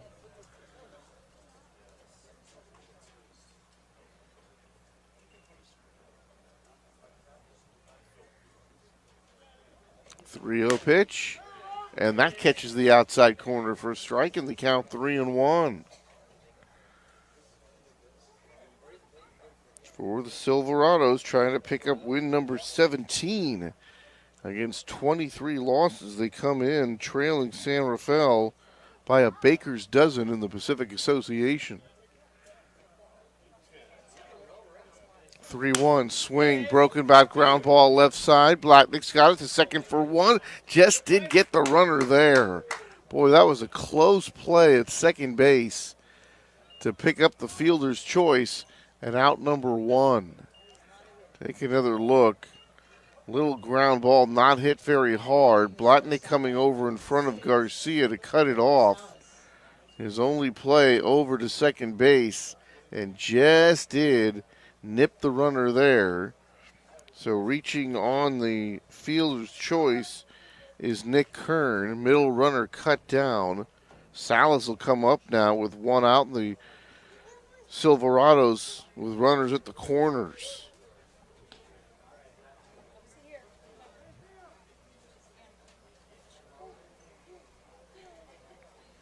So 5-4 officially on that fielder's choice. And now getting an explanation. The Silverados thought that the runner was probably safe on that last one, but they're not going to win the argument. Austin Fitzpatrick was busting it down there, and it really was a close play, even when we took another look at it on the highlight. But the Silverados not going to get anywhere with their very low protest. 2 on, 1 out here for Napa, trying to pad the lead here. They already lead it by 4. The first pitch to Salas instead of throw to first. Kern over there at first base. And the Diamonds going to try to hold them close. You'd think Kern would be trying to steal second here at some point. Here's the pitch, and that's low to Salas. And the count 1 ball and no strikes. So Zach Taylor, a blooper base hit to center. Austin Fitzpatrick, blooper base hit to left. Kern out on the 5-4 fielder's choice. 1-0 pitch to Salas is fouled back and out of play. And the count goes 1-1. 1 ball, 1 strike, 1 out. There's a look at the Diamond second baseman, Yuki Yasuda. And Yuki looking for a double play ball to get the Diamonds out of this threat. 1-1 pitch instead of throw to first. Kern diving back in. Told you a few different times how the Silverados love to steal bases. They picked up a couple of those today. They did have a runner officially caught stealing, but that was actually on a pickoff attempt. That was successful. There goes the runner. The pitch is a ball. The throw down is not in time. And it will be a stolen base for Nick Kern. Kern has 1. Bethencourt has 1. Jordan Anderson has the other.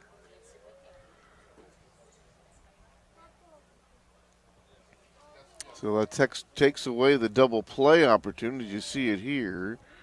Kern nearly came off the bag, and Yasuda heads up, went right over there, tagged him on the foot, but looked like Kern was able to stay on the base. Nice camera work that time. There's the pitch, and this one stays inside. 3-1. Breaking ball from Agnew Wieland, and that one does not find the mark. 3 balls and 1 strike. You do have first base open, but Montalongo would be next. He's got 8 home runs to lead Napa. 3-1 pitch, way outside, ball 4. So Salas gives up the walk, but he did have the base open. So that's not the worst thing in the world, but you do have to deal with Josh Montalongo. And Montalongo 1 for 4 so far today. Picked up a base hit in the 5th. And with any kind of hit at all, you really could put this one on ice. Diamonds and Whelan trying to prevent that. Here's the pitch. Josh takes a strike on the outside corner, 0-1. So no place to put him. Bases full of Silverados. They have not hit the ball hard in the inning, but they've got a major threat going anyway. Next one. Just misses the outside corner. And that one looked like a pretty good take that time. A little bit off the plate.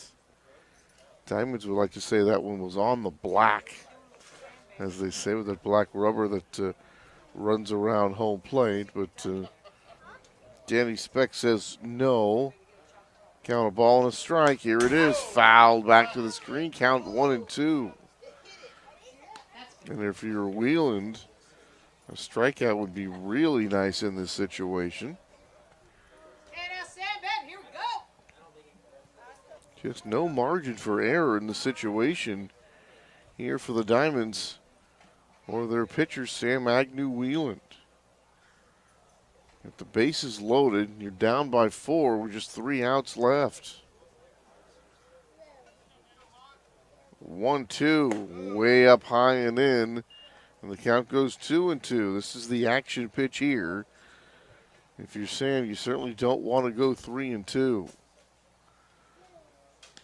Even though there's only 1 out.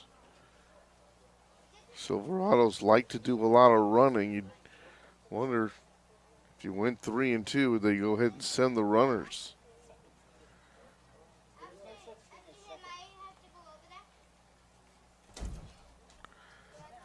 Here's the pitch, and that one high and in, and the count does go 3-2. But you don't have to send the runners here. They are forced, but there's only 1 out here in the inning. So if you're Silverados, do you want to try to stay out of the double play? Right-handed batter waits, payoff pitch, swing, and a foul back to the screen. You see that rattling our camera that's mounted on the fence here behind home plate. And another payoff pitch due to Josh Montalongo.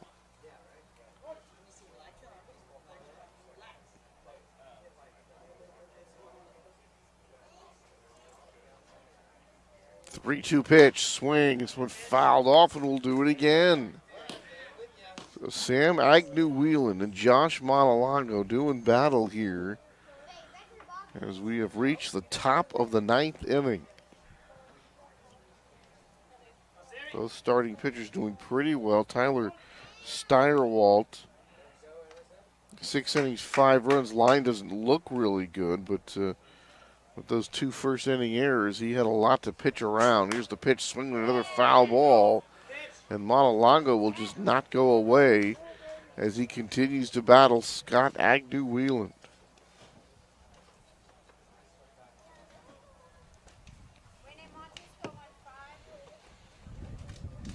Diamonds due to send up Pat O'Donnell, Jose Garcia, and Yuki Yasuda. As we look ahead to the bottom of the 9th, that would be the 8, 9, and 1 hitters for Pittsburgh. But right now, we still got to deal with the top of the 9th. Montalongo waving that bat back and forth. Here's the pitch, not even close, ball 4. So he walks, picks up an RBI, and more insurance here for the Silverados. Their lead now 6-1. And not out of the woods yet. Here's Nico Tony. Still only 1 out. Base is still full of Silverados.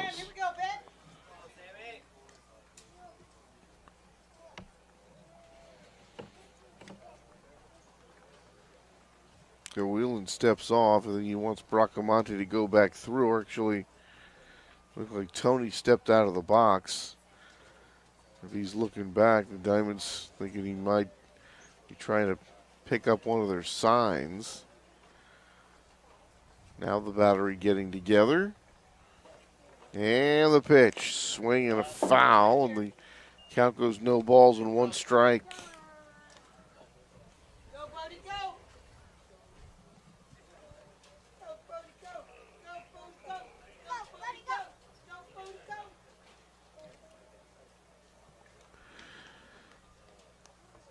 No balls and 1 strike, 1 out.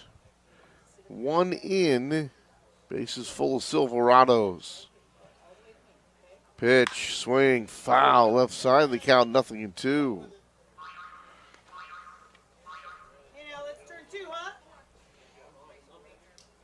Double play ball would get the Diamonds out of this inning. Already trailing at 6-1.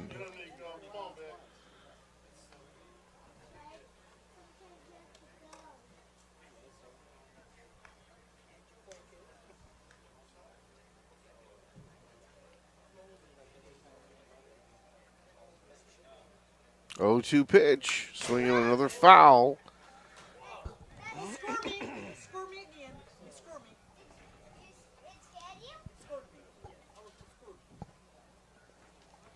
No balls, 2 strikes. Nico Tony so far reached on an error in the first, grounded short in the third. Was out at a 5-4 fielder's choice in the fifth. Hit by a pitch to lead off the eighth. The 0-2.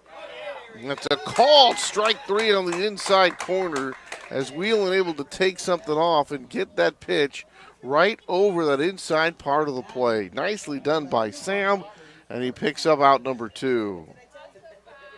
So Tony is strikeout victim as he is caught looking. Here comes Kai Davis. So a big out number 2, but not out of the woods yet. And a 6-1 lead for the Silverados. Here's the pitch, sprayed foul. Diamond's Brain Trust, who sits just outside and to the left of the Diamond dugout, all scattering around out there. Look over at third base. There's Morgan Blatnick.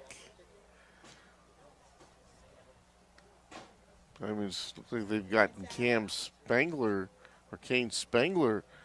up in the bullpen.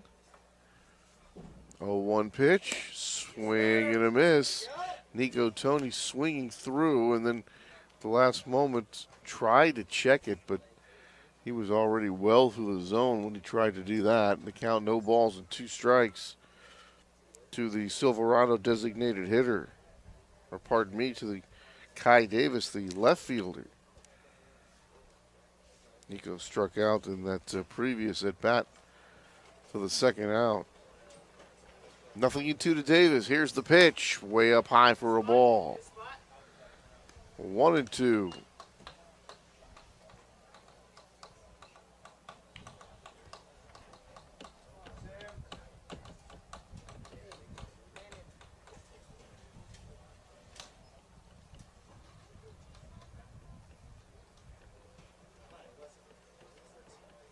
One, two, swing and a miss, strike 3. So Whelan comes back to get a pair of strikeouts after giving up a couple of bloop hits to start the inning, but the Silverados do get run number 6. And as we go to the bottom of the ninth, it's the Silverados 6 and the Diamonds 1.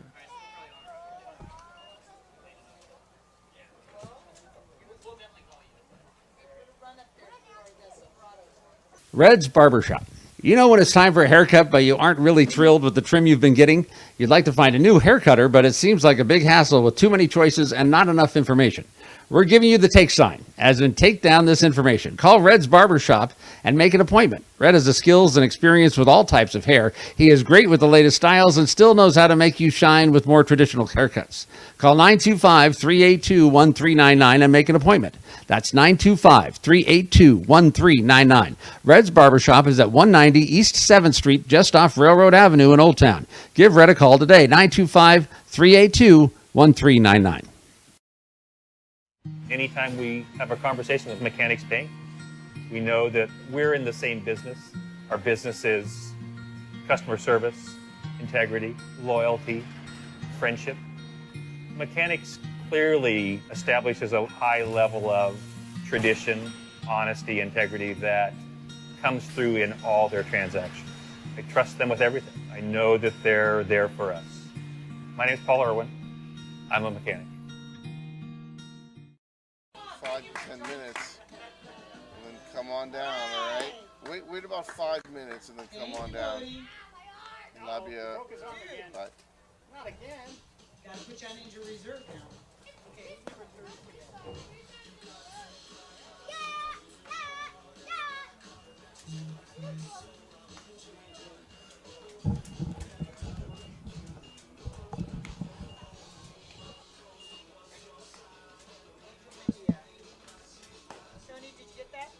Thank you.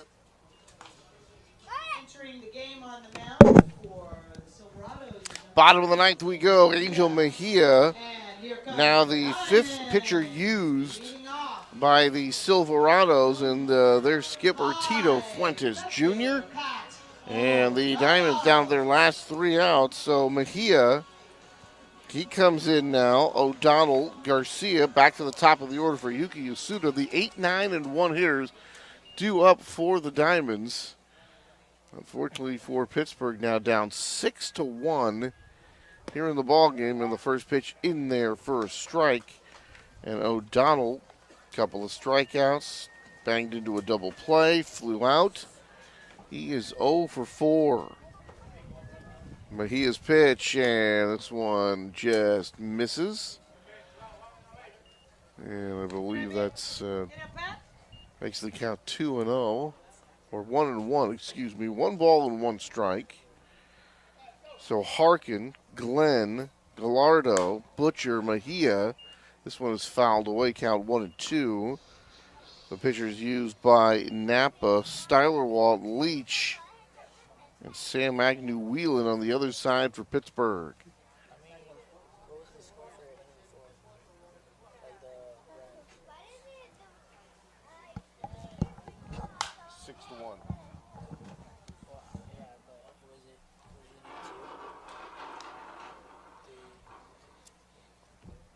This one fouled away. Count goes 2 balls and 2 strikes. And Mejia trying to finish off the Diamonds here and get a very important split here for Napa as they try to go back into a flat-footed tie for the race for that 4th playoff spot. Here's one lifted in the air, left center field. Coming on over. That would have been Anderson, but he had been replaced. They said by Evan Ramirez. It doesn't look like Ramirez out there in center field. That's what we were told. And in fact, did look like Jordan Anderson out there. So I'm a little bit miffed. It's still Anderson out there, but what we do know, that is out number 1. So Diamonds down to their last 2 outs as O'Donnell flies to center. Here's Garcia. Pitch to him is a bit high for a ball. 1 ball and no strikes. Garcia representing all the Diamonds offense here today. His home run, their only scoring. This is a broken bat. And this one out toward short, going to be tough. There's the throw and not in time. Broken bat, infield base hit for Jose Garcia as he reaches with 1 out. Only the pitcher, Mejia, coming off the mound. He can't get it. You see it there as the bat just explodes. Salas, the shortstop, charging in, bare-handing, and a nice fluid motion, able to get it over there. Good-looking play by Salas, but just too much speed. The ball not hit hard enough. Garcia's got his 2nd hit of the ball game. So 1 he hits over the fence and 1 doesn't leave the infield. Well, they're both hits. Here's the pitch. And Yuki Yasuda takes inside for a ball. 1 ball with no strikes to Yuki. So Yuki has not reached today except for the error back in the 3rd. That was the Bethencourt error swing. And this one hit into center and pretty deep. Anderson going back, and he runs it down as he makes the catch into right center field for out number 2.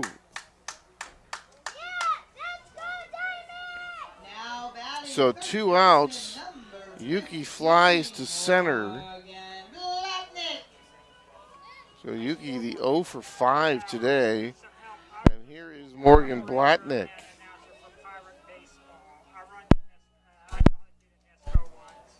So Blatnick, a walk, an infield base hit, another walk, and then they got him in the 7th inning. So 1 for 2 overall for Morgan with a pair of walks.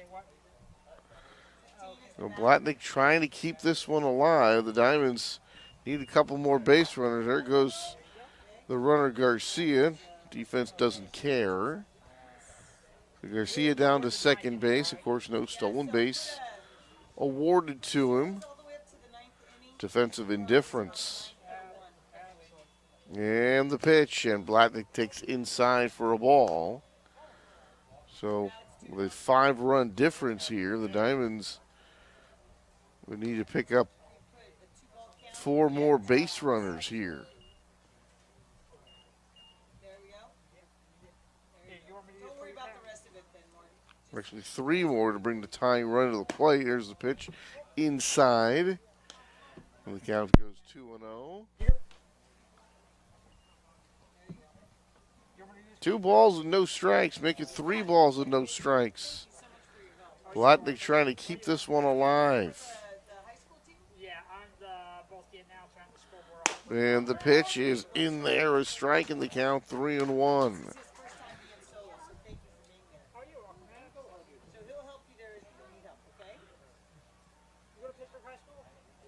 Valera coming up next. Should Blatnick keep this one alive? Diamonds need base runners. Here's the pitch. Blatnick draws a walk.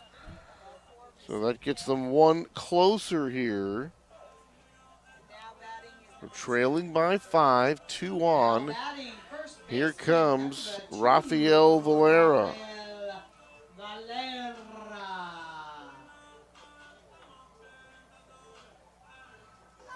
So if Valera want to reach, and if Carranza could reach, the Diamonds would be able to bring the tying run on base in the form of Gabe Bracamonte, who's been their hottest hitter of late and is their leading hitter in terms of average. Here's the pitch, and that one on the outside corner, a strike, and it's 0-1.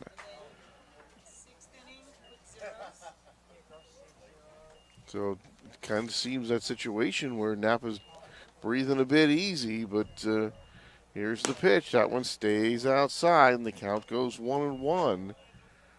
But I can tell you, if Valera reaches, as Carranza would step up to the plate, all of a sudden things would get a little tighter here. Here's the pitch. Swing and a foul, and the count goes 1 ball and 1 strike. I'll make that 0-2. We're having some problems here with the scoreboard, trying to get that worked out. And the count is 1 ball and 2 strikes. So the Diamonds down to their last strike. Rafael trying to keep it alive. Angel Mejia trying to end it right here. Pitch, swing, and a foul back. And the at-bat and the ball game continue. There we go. All right, back up. We don't have to worry about the hits and all that stuff. Go, Birdie. Thank you. Diamonds need 2 more to reach. The tying run would come to the plate, and that would be Gabriel Bracamonte. Valera waits. This pitch hit into right field. This should do it. Fitzpatrick over, calling for it. He's there. He makes the catch, and the ball game is over. The Diamonds do not get the sweep that they were looking for. The Silverados battle back and get a split of the weekend series. So that does it. A final score of 6-1 in favor of the Napa Silverados. They run their record now to 17-23. Pittsburgh drops to 17-23 of their own, back into a flat-footed tie. And for the Diamonds, Tyler Steyerwalt did not pitch all that bad. The first inning, in which he saw 3 runs score, was really set up by 2 errors.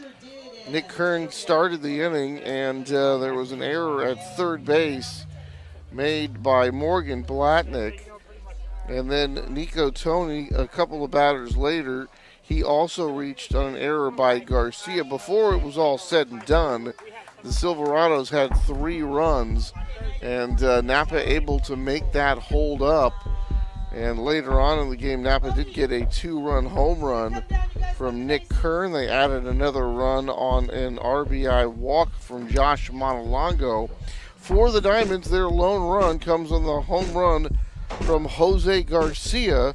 That was back in the 3rd. They made a little bit of noise here in the 9th, but they are not able to score, and they lose today by a final of 6-1 to Napa. So everybody off tomorrow, with tomorrow being Monday. Then the Diamonds will be back at it again against Martinez Tuesday and Wednesday right here from Winter Chevrolet Stadium in Pittsburgh.